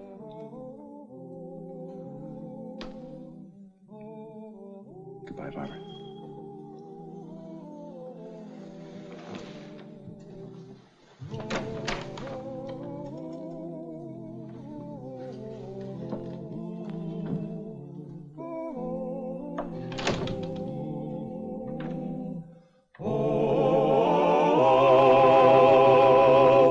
The 1870s on the western frontier were noted for sentimentality.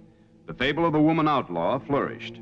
People really believed that Pauline Cushman, Belle Starr, and Calamity Jane were female Robin Hoods, robbing the rich and giving to the poor. Dodge City, Kansas in 1877 had its own heroine. Her name was Lillian Reeve, and folks called her the Kansas Lily. But Marshal Earp could not afford to be sentimental even about woman outlaws. A good peace officer knew that a woman could shoot you just as dead as any drunken cowhand. Hold on, Mr. Dealer. You've been cheating me. $300, please. This is an honest game, lady. Give her back her money.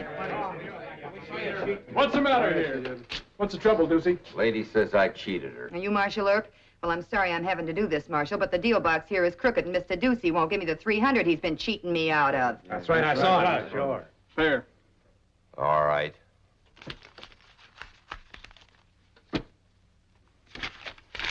Thanks. And thank you, Marshal Earp. I'm not the marshal, ma'am. My name's Bat Masterson.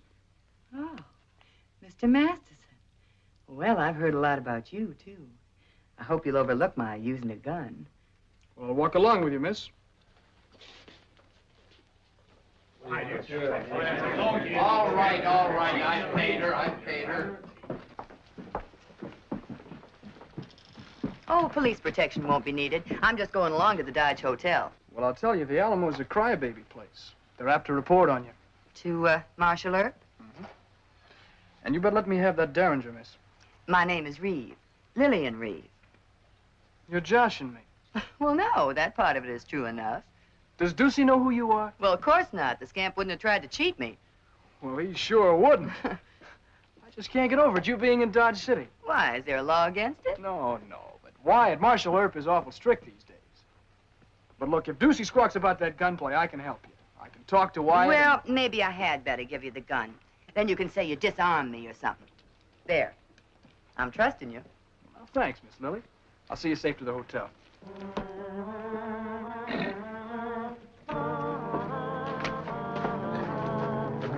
Howdy, Marshal. I've been waiting for you. Oh, howdy, Mr. Jameson. Something wrong? Yeah, there's a new gal in town. She accused Ducey of cheating her, pulled a gun, and took $300 from the faro table. Oh? Your deputy, Bat Masterson, saw the whole thing. He ordered Ducey to pay the gal. Well, then he must have caught Ducey cheating her. I'll look into it. Thanks. I want to sign a complaint. We don't want women gambling at the Alamo, and you told me to report any kind of gun carrying. Yes. Come on, let's go inside.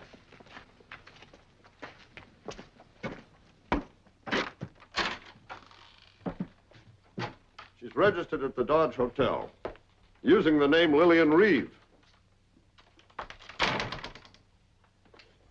Lillian Reeve. Say, isn't that the girl that rides with the Sundowner gang? The Kansas Lily.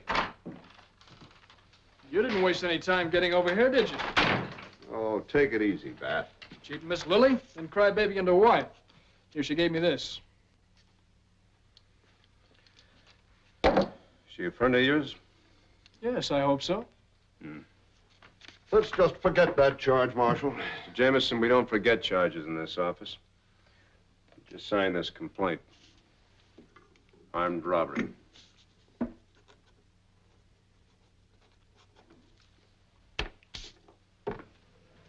No matter what Bat says, you'll find I'm telling the truth.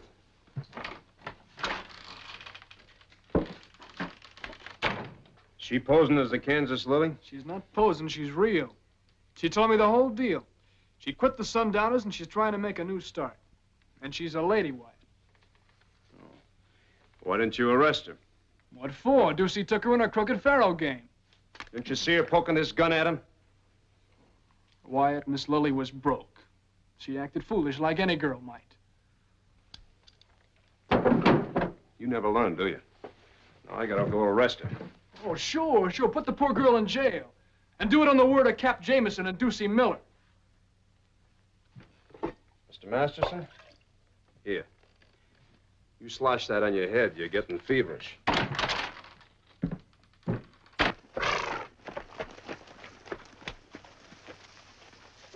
Camp here till dark. I don't know, Gus. You sure Miss Lily headed for Dodge? Sure, I'm sure. She's probably selling us out to Wyatt Earp right now. But there's only one way I know of stopping any gal from talking too much. Now get some rest. We'll be busy tonight.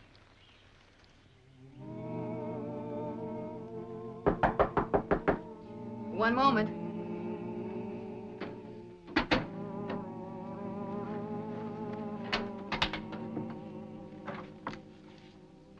Miss Lillian Reeve? Are you Wyatt Earp? That's right. Come in. Well, you're a sight handsomer than Mr. Masterson described you. Oh? How did he describe me? Mighty fast with your guns. Mighty slow with the ladies. Miss Reeve, I'm a deacon in my church. Remind me to tell you about some deacons I've met. Oh, my bag's packed for jail. Shall I carry it? No, we'll go down to the Alamo Saloon first. Why don't you just take me to jail? Mr. Jameson signed a armed robbery complaint. Ducey Miller will have to identify you first.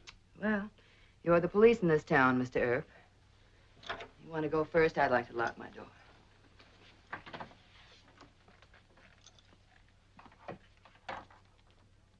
Now you're denying that Miss Lily took $300 from you?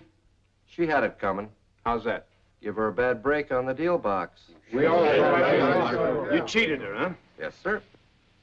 Mr. Jameson. Yes, I Look, know. you signed an armed robbery complaint. I was a little hasty, Marshal. No one saw Miss Lily actually threaten him with a gun. All right. Yeah, we didn't see anything. Miss Lily, you make friends awful fast. Just a minute, Mr. Earp. I'd like to talk to you. Outside. Miss Lily's respected in the South. You cause her any more trouble and we'll move our trade. We didn't know that she was the Miss Lillian Reeve. Miss Lily risked her life spying for General Sterling Price during the late war. Gentlemen, I'm buying a drink to Miss Lily. Set him up, bartender.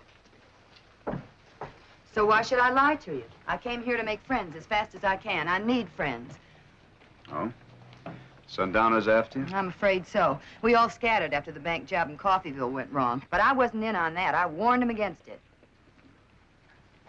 Go on.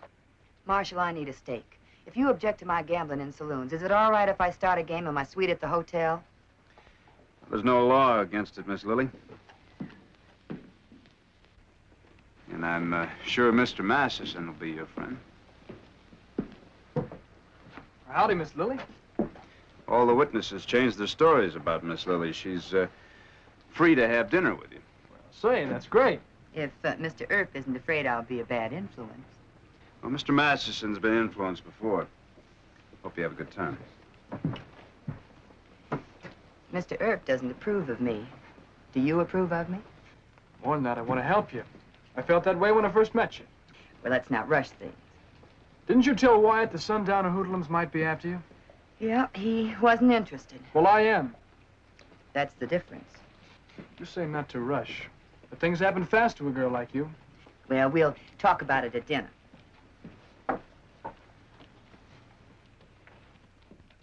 And I'll stay here long enough to run a poker game and get enough money to travel west. But if Gus and the boys blame me for Coffeyville, I'd better light out of here real fast. You don't have to do that, not with all the Southerners in town. More gunfighting. That's one of the good things about Southern boys, Miss Lily. They'll fight. So will I. Oh, it's no good, honey. I'm tired of trading on what I did when I was 16 years old back in Missouri. The Yankees caught me. I wasn't a very good spy. Well, how did you get away from the Federals? Oh, I didn't. They took me to St. Louis and said they were going to hang me. But old General Halleck, bless him, turned me loose with a safe conduct to the Confederate lines. Well, the sundowners aren't going to be that generous. No. No, I know it. I better run. I'll go with you. You're sweet. But I couldn't let you do that. Done. Down in the bar. I'll have to go.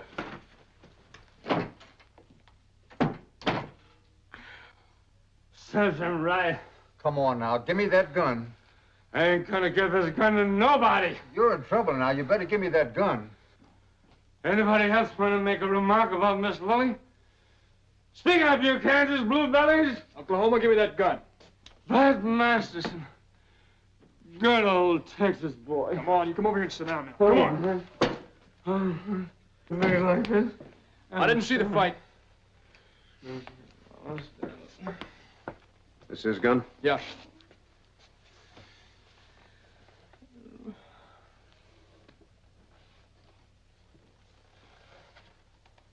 What started it? He started making remarks about Miss Lily Reeves, and Oklahoma called him.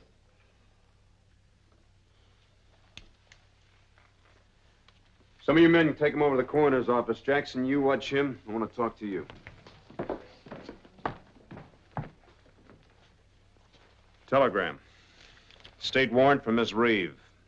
Associate of outlaws. Detailed information and a letter to follow. Give us a break.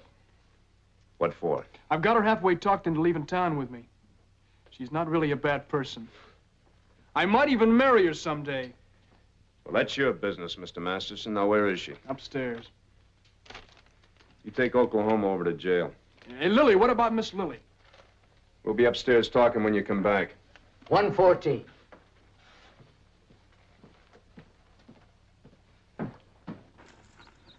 Don't be a fool, Gus. Blasting your way through Earp and his deputies in that night? We'll blast nobody. We'll mosey in while the town's asleep and grab Lily. And what we gotta do, we'll do on the trail. That way we'll have no witnesses yapping their heads off. Now, you got any more arguments? Well, no, I'm not arguing with you. All right. Let's ride to Dodge.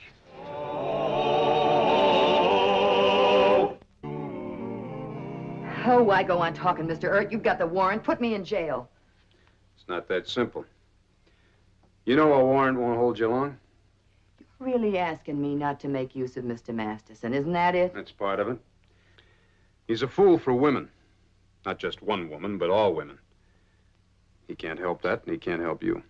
What's your great interest in this, Mr. Earp? Are you your, brother's keeper? Mr. Masterson is a good friend of mine. Now, look, you're always going to have men wanting to help you. You're pretty. You're colorful. Do you think so? Yes, I think so. I don't really think your sundowner friends are going to do you any harm. They're scared. And you're clever. I'm sure you've won a few hearts in that gang. I hated those men. I've always hated them. Why do you think I turned into the spy for a South? Patriotism? I wanted to show men I could be just as brave, just as tough, and just as mean as they are. The sundowners, stupid, filthy hoodlums. I joined him to persuade my brother to quit. He was in too deep to quit. Where's your brother now? Pinkerton man killed him after a Santa Fe holdup. I'm sorry. I don't want your sympathy. Just take me to jail. Drinking isn't going to help. I want to drink. And then you can haul me off to jail, yelling and screaming. Kansas Lily. You're not helping yourself. Well, then maybe you could help me. Maybe Mr. Masterson is not my type. How about your helping me out of trouble? Well, you're mighty tempting, Miss Lily. But I'm going to have to decline with thanks.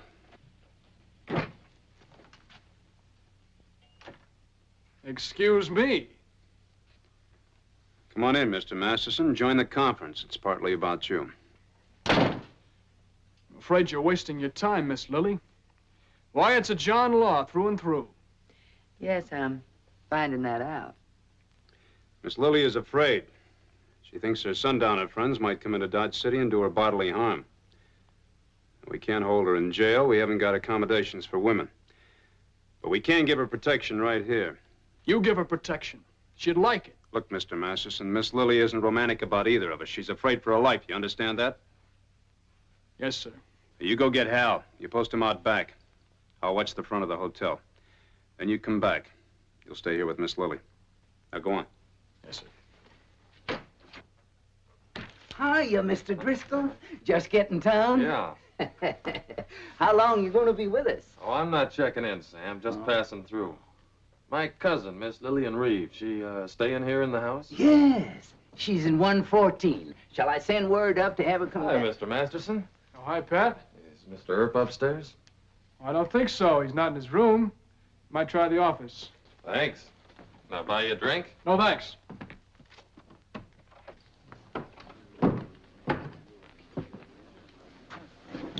Masterson just came downstairs. Wouldn't say where Earp is. Think Earp knows and has arrested her already? No, I don't think so.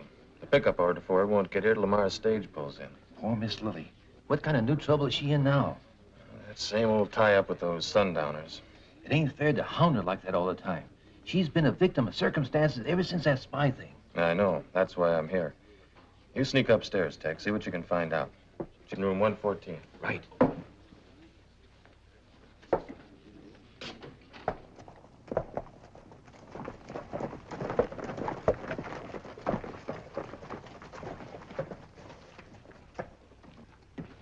You want to rent an extra horse, feed and water these, and take the money out of this. Now, don't unsaddle them because we'll be back in about an hour. Got it? I don't want any slips. Tim, you take the jail, and Nate and I'll mosey around the hotels. Right? Let's go.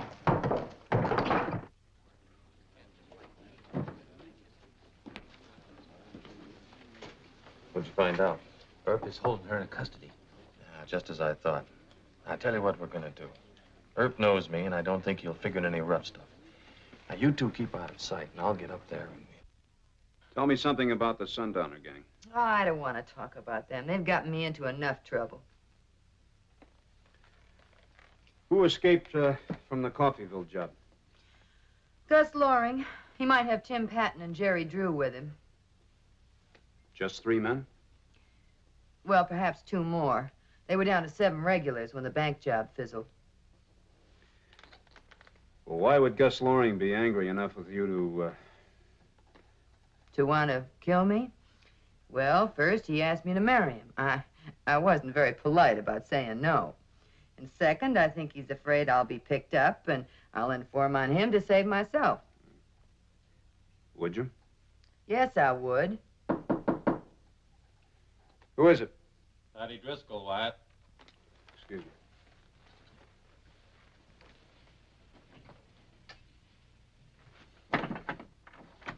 Excuse me for bothering you, Wyatt, but I got paid this $100 bill in a gambling game, and I think it's counterfeit. Would you mind? Good going, Lily. Get ready to travel. Come on, boys. Tie him up. Where'd you come from, Pat? There's an arrest order for you in the mail. Earp will get it tomorrow. Earp got a telegram. I'm already arrested. Be with you as soon as I change my clothes. That horse isn't back in the hotel. Hurry. And you'd better tell the truth, or we'll shoot you right here. right now. 3 Texas men. They just went upstairs. And that's all I know. Which room's she in? 114 and 115. Let's just wait here. They'll be down. This is easier. We'll trap ourselves on a 2nd floor.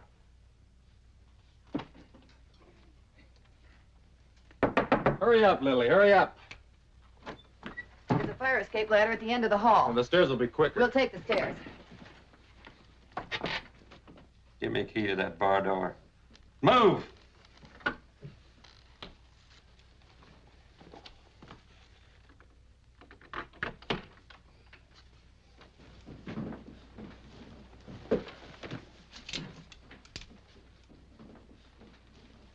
Left him.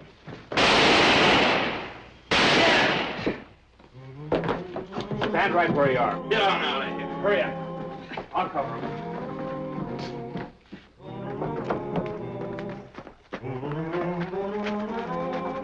Get on.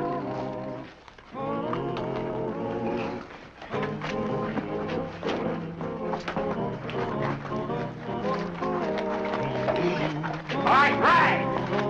Hey! Put your gun in the desk. Hurry it up. Come on. All right, get back there. You too, mister.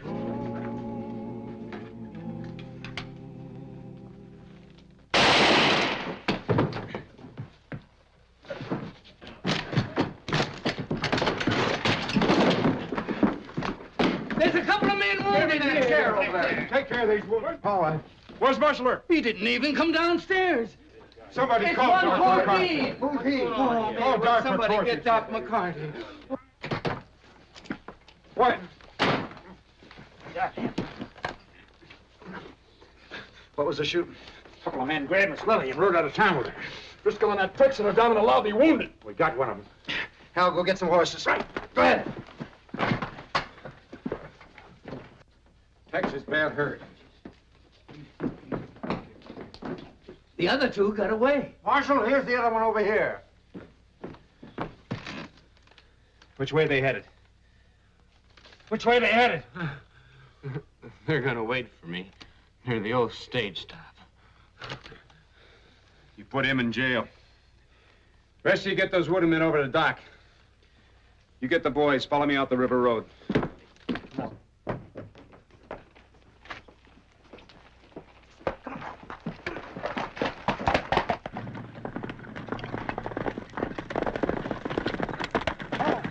Hold it. This is as good a place as any.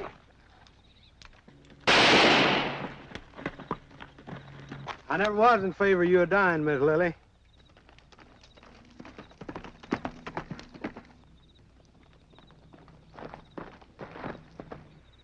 It's Marshal Earp. Get going, Tim. What about Nate? Never mind, Nate. Run for it. I'll cover you.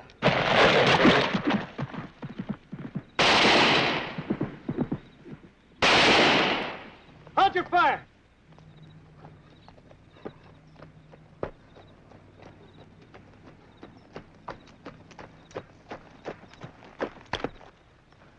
You put down that gun. You're still under arrest.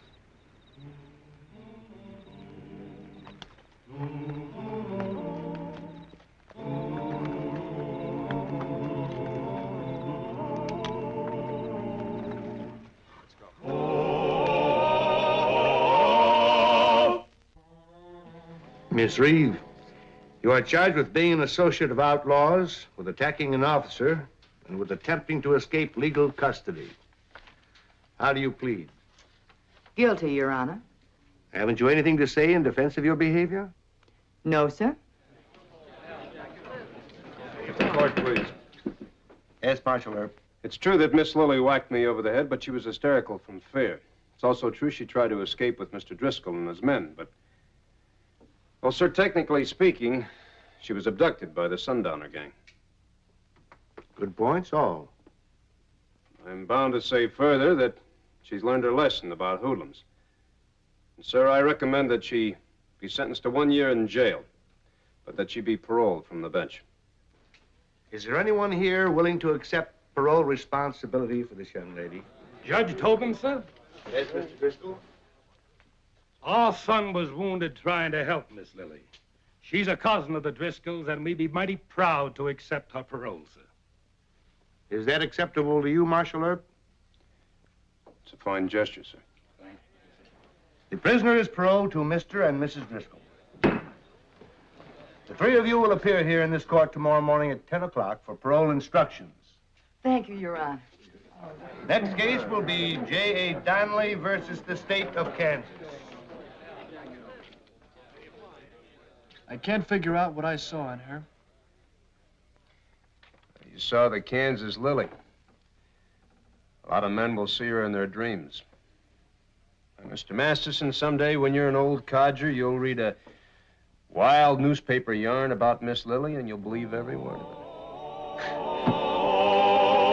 The principal recreations of Dodge City in 1877 were doubtful women, strong drink, and day and night gambling.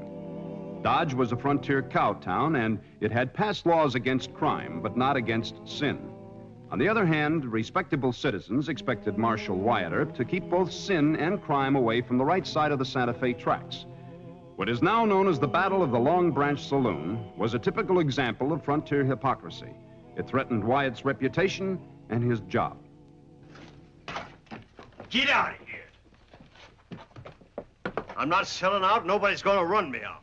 You've had your notice, Luke. We made you a fair offer. Now you get nothing. What's the matter, Mr. Short? They've been threatening me, Marshal. They say they ain't on, but I doubt it. Just a private business argument, Marshal. Yeah, no concern of yours. Lift them. See if they got any guns, Hal. What are you taking up for Luke Short, Marshal? You got an interest in the Long Branch? No, sir. The graph's clean. I'll have to look Get at away from me. Come here. Derringer. You can come to my office and pick up that gun tomorrow, sir. I'll go on back to your saloon. Al, go see if you can find Sheriff Masterson. Right. Let's go inside. And then Cockrell and DeGraff try to buy me out. I figured their place below the line wasn't doing too well, but they offered me peanuts for the Long Branch. Wyatt, maybe this is just another plain old-fashioned rout, huh? It looks like it. You know, I'm the one that talked you into buying this place from Doc Holliday. Oh, I'm not blaming you for that, Wyatt. That price was right, and I've been making money. Well, just the same, I feel responsible. I'm going to ask Judge Tobin for a restraining order against Mr. Cockrell and Mr. DeGraff. Restraining order? What's that? Well, that puts them on legal notice not to interfere with you or your place of business. Puts them on legal notice? Why, don't you know a gambler can't run to the court for help? Well, you don't understand. I want to help you myself, but well, I can't mount guard on a saloon. A restraining order gives me legal authority in case they try to roust your place. Otherwise, they can just send hoodlums in here, they can tear up your place, and all they got to do is pay a small fine for disorderly conduct. No, sir. A court injunction is the new way to do things, Mr. Short. Well,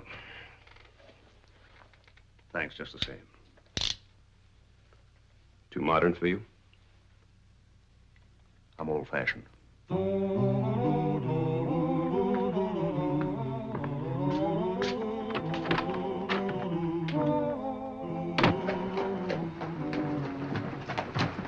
Bad. Hi, Al. Wyatt wants to see you. I was afraid of that. You heard about the trouble Luke Short's been having, huh? I came to help him. Luke and I are old pals. He saved my scalp once. Yeah, I know, but you're the sheriff. You can't... Oh, up now. You don't see any star, do you? I was the sheriff. I resigned. All right. You see Wyatt before you get in any gunfights. Sure, sure. You tell him I'll be around. And I just don't understand Wyatt. This idea of asking a judge to make Cockrell and DeGraff behave. Is Wyatt gonna might loco? No, he just hates trouble, Luke. But Al and Jim would just laugh at a court order. Sure. But Wyatt's got the town quieted down, and he wants to keep it that way. Deacon Earp, they call him. Uh-oh. Everybody out. We're gonna take this place apart. Drop those guns! We'll drop you.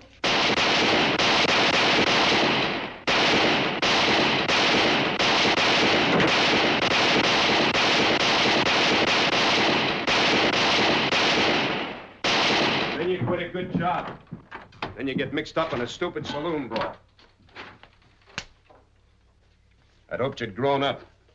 But you're a spoiled brat. This was mostly your fault, you know. My fault, huh? Sure, you helped Doc Holliday sell that place to Luke. The other saloon owners didn't bother Doc. They were afraid of him. No. Now, let me finish, will you? They were afraid to roust Doc Holliday, but they're not scared of Luke. Luke was a pretty fair hand with a gun, but he's not in our class, and you knew that. You finished? Yes, sir.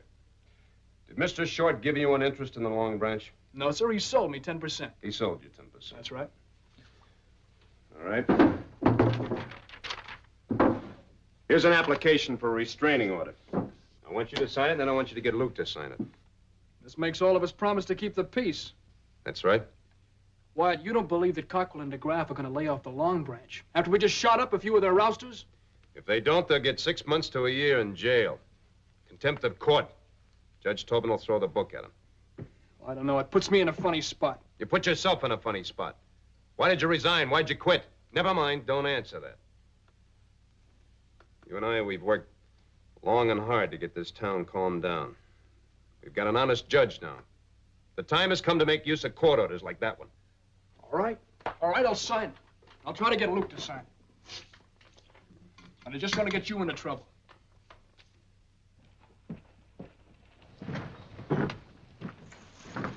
Marshal's office sent us a paper. Hal served it on me. Legal summons. James Cockrell and Al DeGraff will appear before Circuit Judge Tobin at 9 a.m. tomorrow to show cause why a restraining order should not be issued against them. The order will bind all parties to the dispute at the Long Branch Saloon to keep the peace. One of Earp's cute tricks. Yeah. If Earp hasn't got an interest in that saloon, then his pal Bat Masterson has. No. You'll tell Tobin a thing or two about Deacon Earp.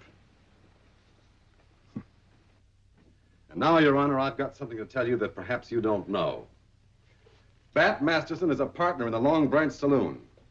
And I suspect that Marshal Earp also has an interest in the business. Oh, see here. That's a liar. Order! Order! Proceed, Mr. Cockrell. Al DeGraff and I weren't involved in that ruckus yesterday. So why is Marshal Earp asking for a restraining order against us? Your Honor, isn't it obvious? Not now, Mr. Masterson. Mayor Kelly and I wish to question Marshal Earp in chambers. Court's recessed for half an hour.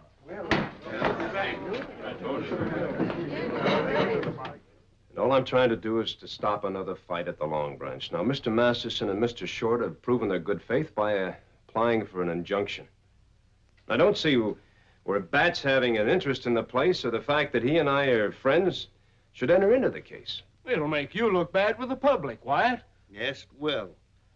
You'll appear to be taking sides in a brawl between saloon keepers. Well, I can't be a hypocrite, Judge. What?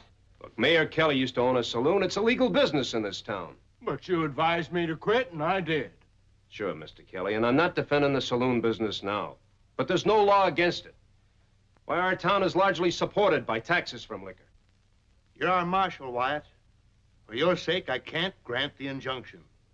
You'll thank Judge Tobin when you've had time to think about this. Application denied. All right, gentlemen. I'll just have to try and keep the peace my own way.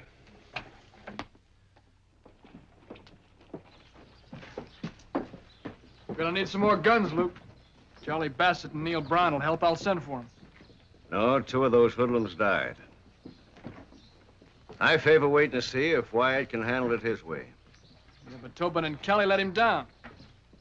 Maybe he was right. Maybe shooting your way out of arguments is an old fogey notion.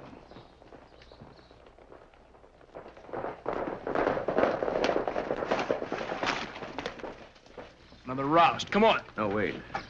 Give Wyatt a chance.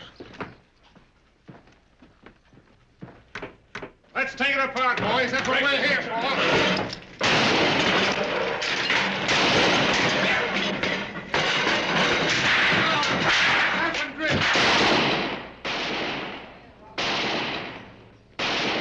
There's 6 of them in there. Wyatt'll need help. Too late now.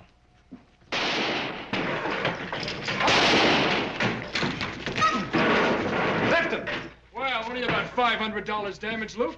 Al, Let's go see Mr. Cockrell and DeGraff. You stay here. We'll handle this. Yes, sir. Yes, sir. You handle it.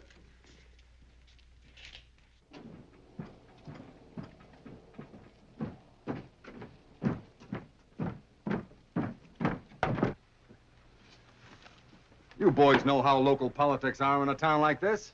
Yeah, Jim's right, boys. You gotta remember that most of our business is located... Mr. Cockrell, it's about time you and I had a nice little heart-to-heart talk. Bring Mr. DeGraff. I want him to hear it, too.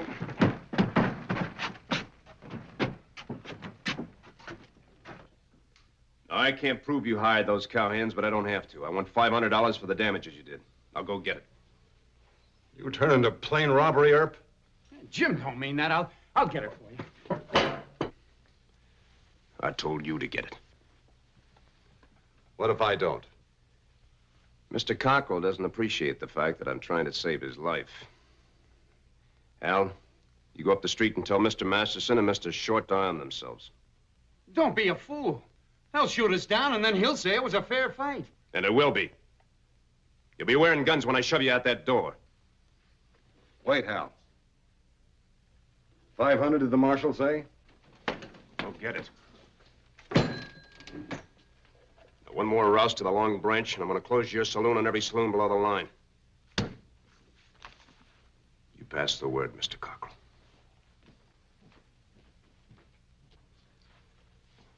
You think he'd dare close everything below the line? That's just what I want him to do. We'll pass the word, all right.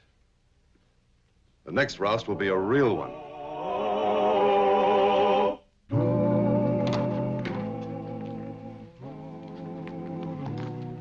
They paid damages, $500. Well, that's the fastest civil suit I ever heard of. But thanks. You know, I think every saloon owner below the line is in on this. Mr. Short, I hope the 500 is enough to pay for the damages. It's good of you, Marshal. That's not going to get them off our backs. No, sir, I'm afraid not. Luke's tired of fighting.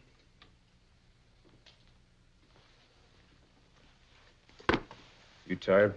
No. But I don't want to get you in too deep.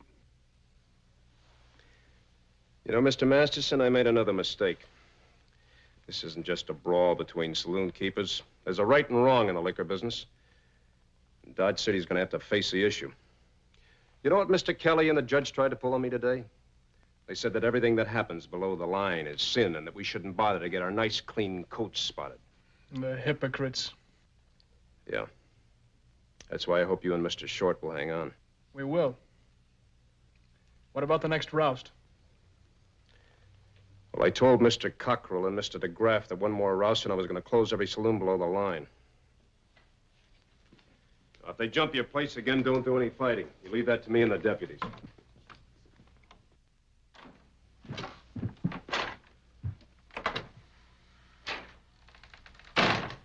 Another hullabaloo at the Long Branch.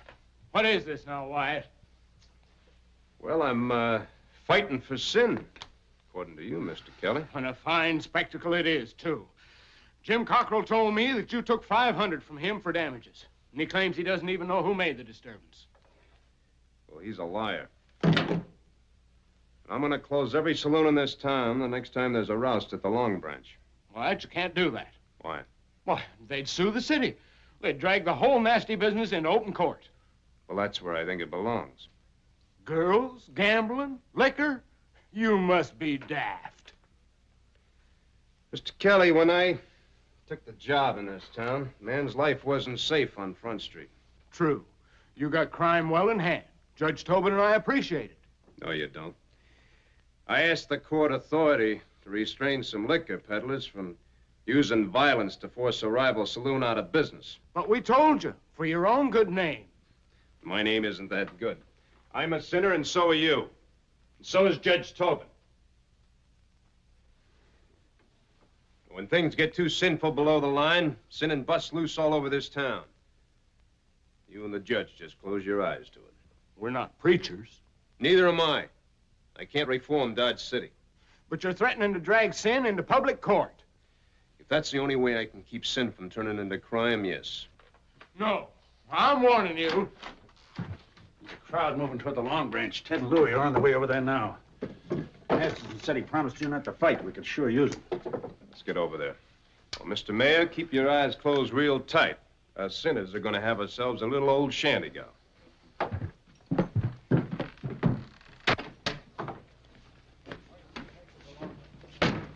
Grab a gun, Bat. You and Luke both. They're half drunk and mean. You promised Wyatt not to fight. Well, we could run out the back door. No. Piece by piece. You get the back door. A lot of good rough boys, Jim. Yeah. I told them to take the Long Branch apart board by board.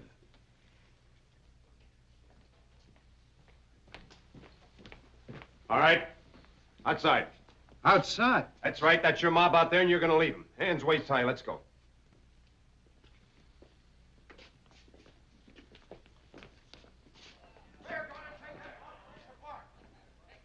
Whatever you do, don't break up the liquor. We'll drink that. Come on now. Wyatt's with them. They're starting up the street.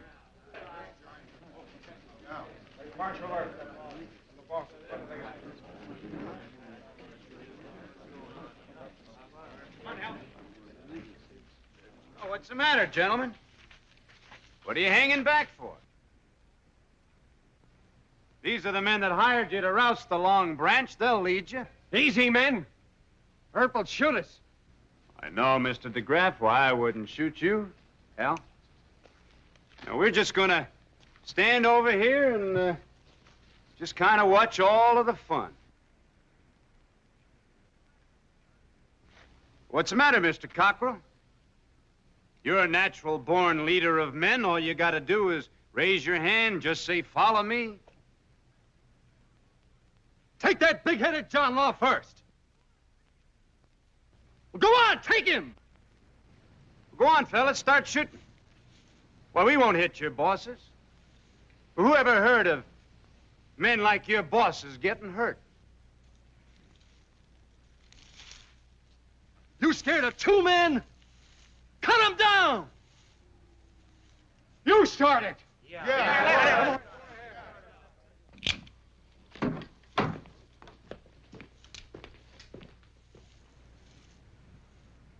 I'm not scared of Wyatt Earp.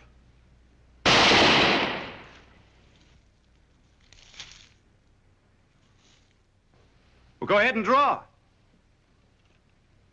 I'll wait.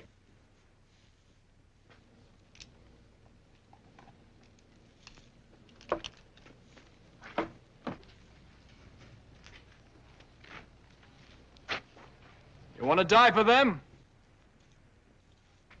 One of you could get me before Wyatt gets you. No takers? They'll fight to the last drop of your blood. Not our blood. Let us take your gun, Joe.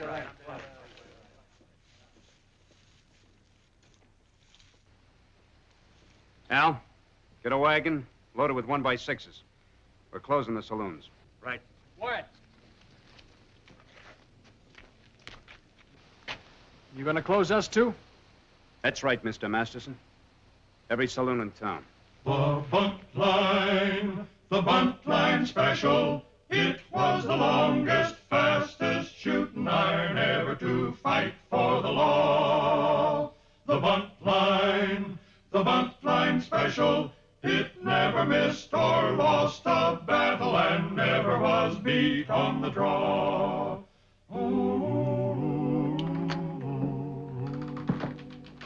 Marshal Earp?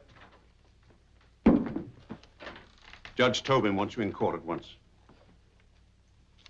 For what? Read the summons. I might add, in behalf of my client, Mr. Cockrell, malfeasance in office is too mild a charge. See you in court, Earp.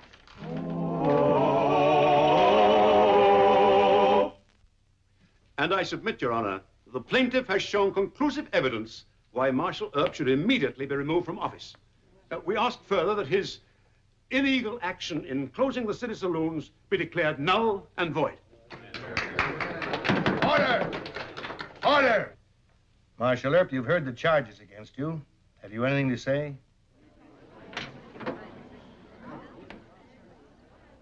Order! Proceed, Mr. Earp. Your Honor, I have plenty to say, but I ask the courtroom be cleared. On what grounds? I'm going to have to talk about sin in Dodge City. I'm going to name names and cite facts that I don't think should become public property. If the court please. Yes, Mayor Kelly. I agree with Wyatt, Marshal Earp. His testimony should be given in private. Mr. Dunbar, do you agree that the courtroom be cleared? I see no reason for it, Your Honor. The point at issue is not the alleged sinfulness of Dodge City, but whether Marshal Earp abused the powers of his office. Mr. Dunbar, your wife is in the courtroom. My wife? Well, this is outrageous, Your Honor. I have nothing to hide. Let Mr. Earp confine his testimony to the points at issue in this case. Your Honor, I believe the court must rule. You will proceed with your testimony. Mr. Dunbar owns a quarter interest in the Alamo Saloon. He's also a partner with Miss Josie Debus in the Dreamland Dance Hall. That's a lie. I object, Your Honor. Order! Counsel will conduct himself properly. This court fails to see how Mr. Dunbar's business ventures are relevant to the charges against you. Your Honor, malfeasance in office is a felony, a crime. Now, in order to show that I acted within police powers, I intend to prove criminal conspiracy between certain saloon owners and their silent partners to destroy the business of the Long Branch. Now, I have here a list of certain prominent Dodge City men who were silent partners in saloons, dance halls, and disreputable resorts. Order! Court, please. Order! Your Honor, please. Yes, Mayor Kelly. Wyatt's telling the absolute truth. If you permit this case to continue, I'll have to testify to what I know about my fellow citizens, including Miles Dunbar. I've had enough of this, Your Honor. Mr. Dunbar? My clients have deceived me. I withdraw from the case. Very well. On the basis of Marshal Earp's statement, this court is bound to conclude that the public interest cannot be served by further washing of our dirty linen. The charges against Marshal Earp are dismissed, and the saloons will remain closed until, in his judgment, improved conditions warrant their reopening. Court is adjourned.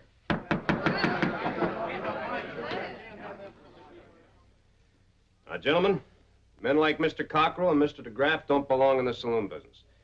I want you saloon keepers and gambling house owners to get rid of them. You proved to me that you made up your minds to break with the past, and I'll let you open for business. That's fair enough with me. That's a deal, Marshal. We'll get rid of them. Let's take on. See you gentlemen later. Put them on there, horses and... Let's go, boy. Looks like the trouble's over, Luke. You sure you want to sell your interest? Cash. Pay me. You've been a real friend, Bat. That makes us even. I'll see you around.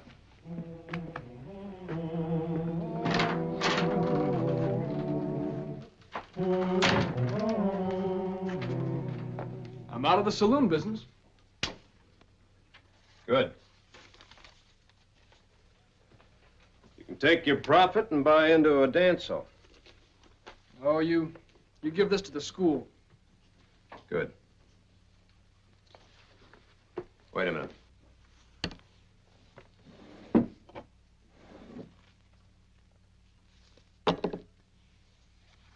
Now, there's something about it, Deputy Starr. Don't get rich if you're honest, and they bury you if you're slow. But a pot metal star, you can keep that clean. Yes, sir. Well, he cleaned up the country, the old Wild West country. He made law and order prevail. And none can deny it, the legend of Wyatt forever will live on the trail. Oh, Wyatt!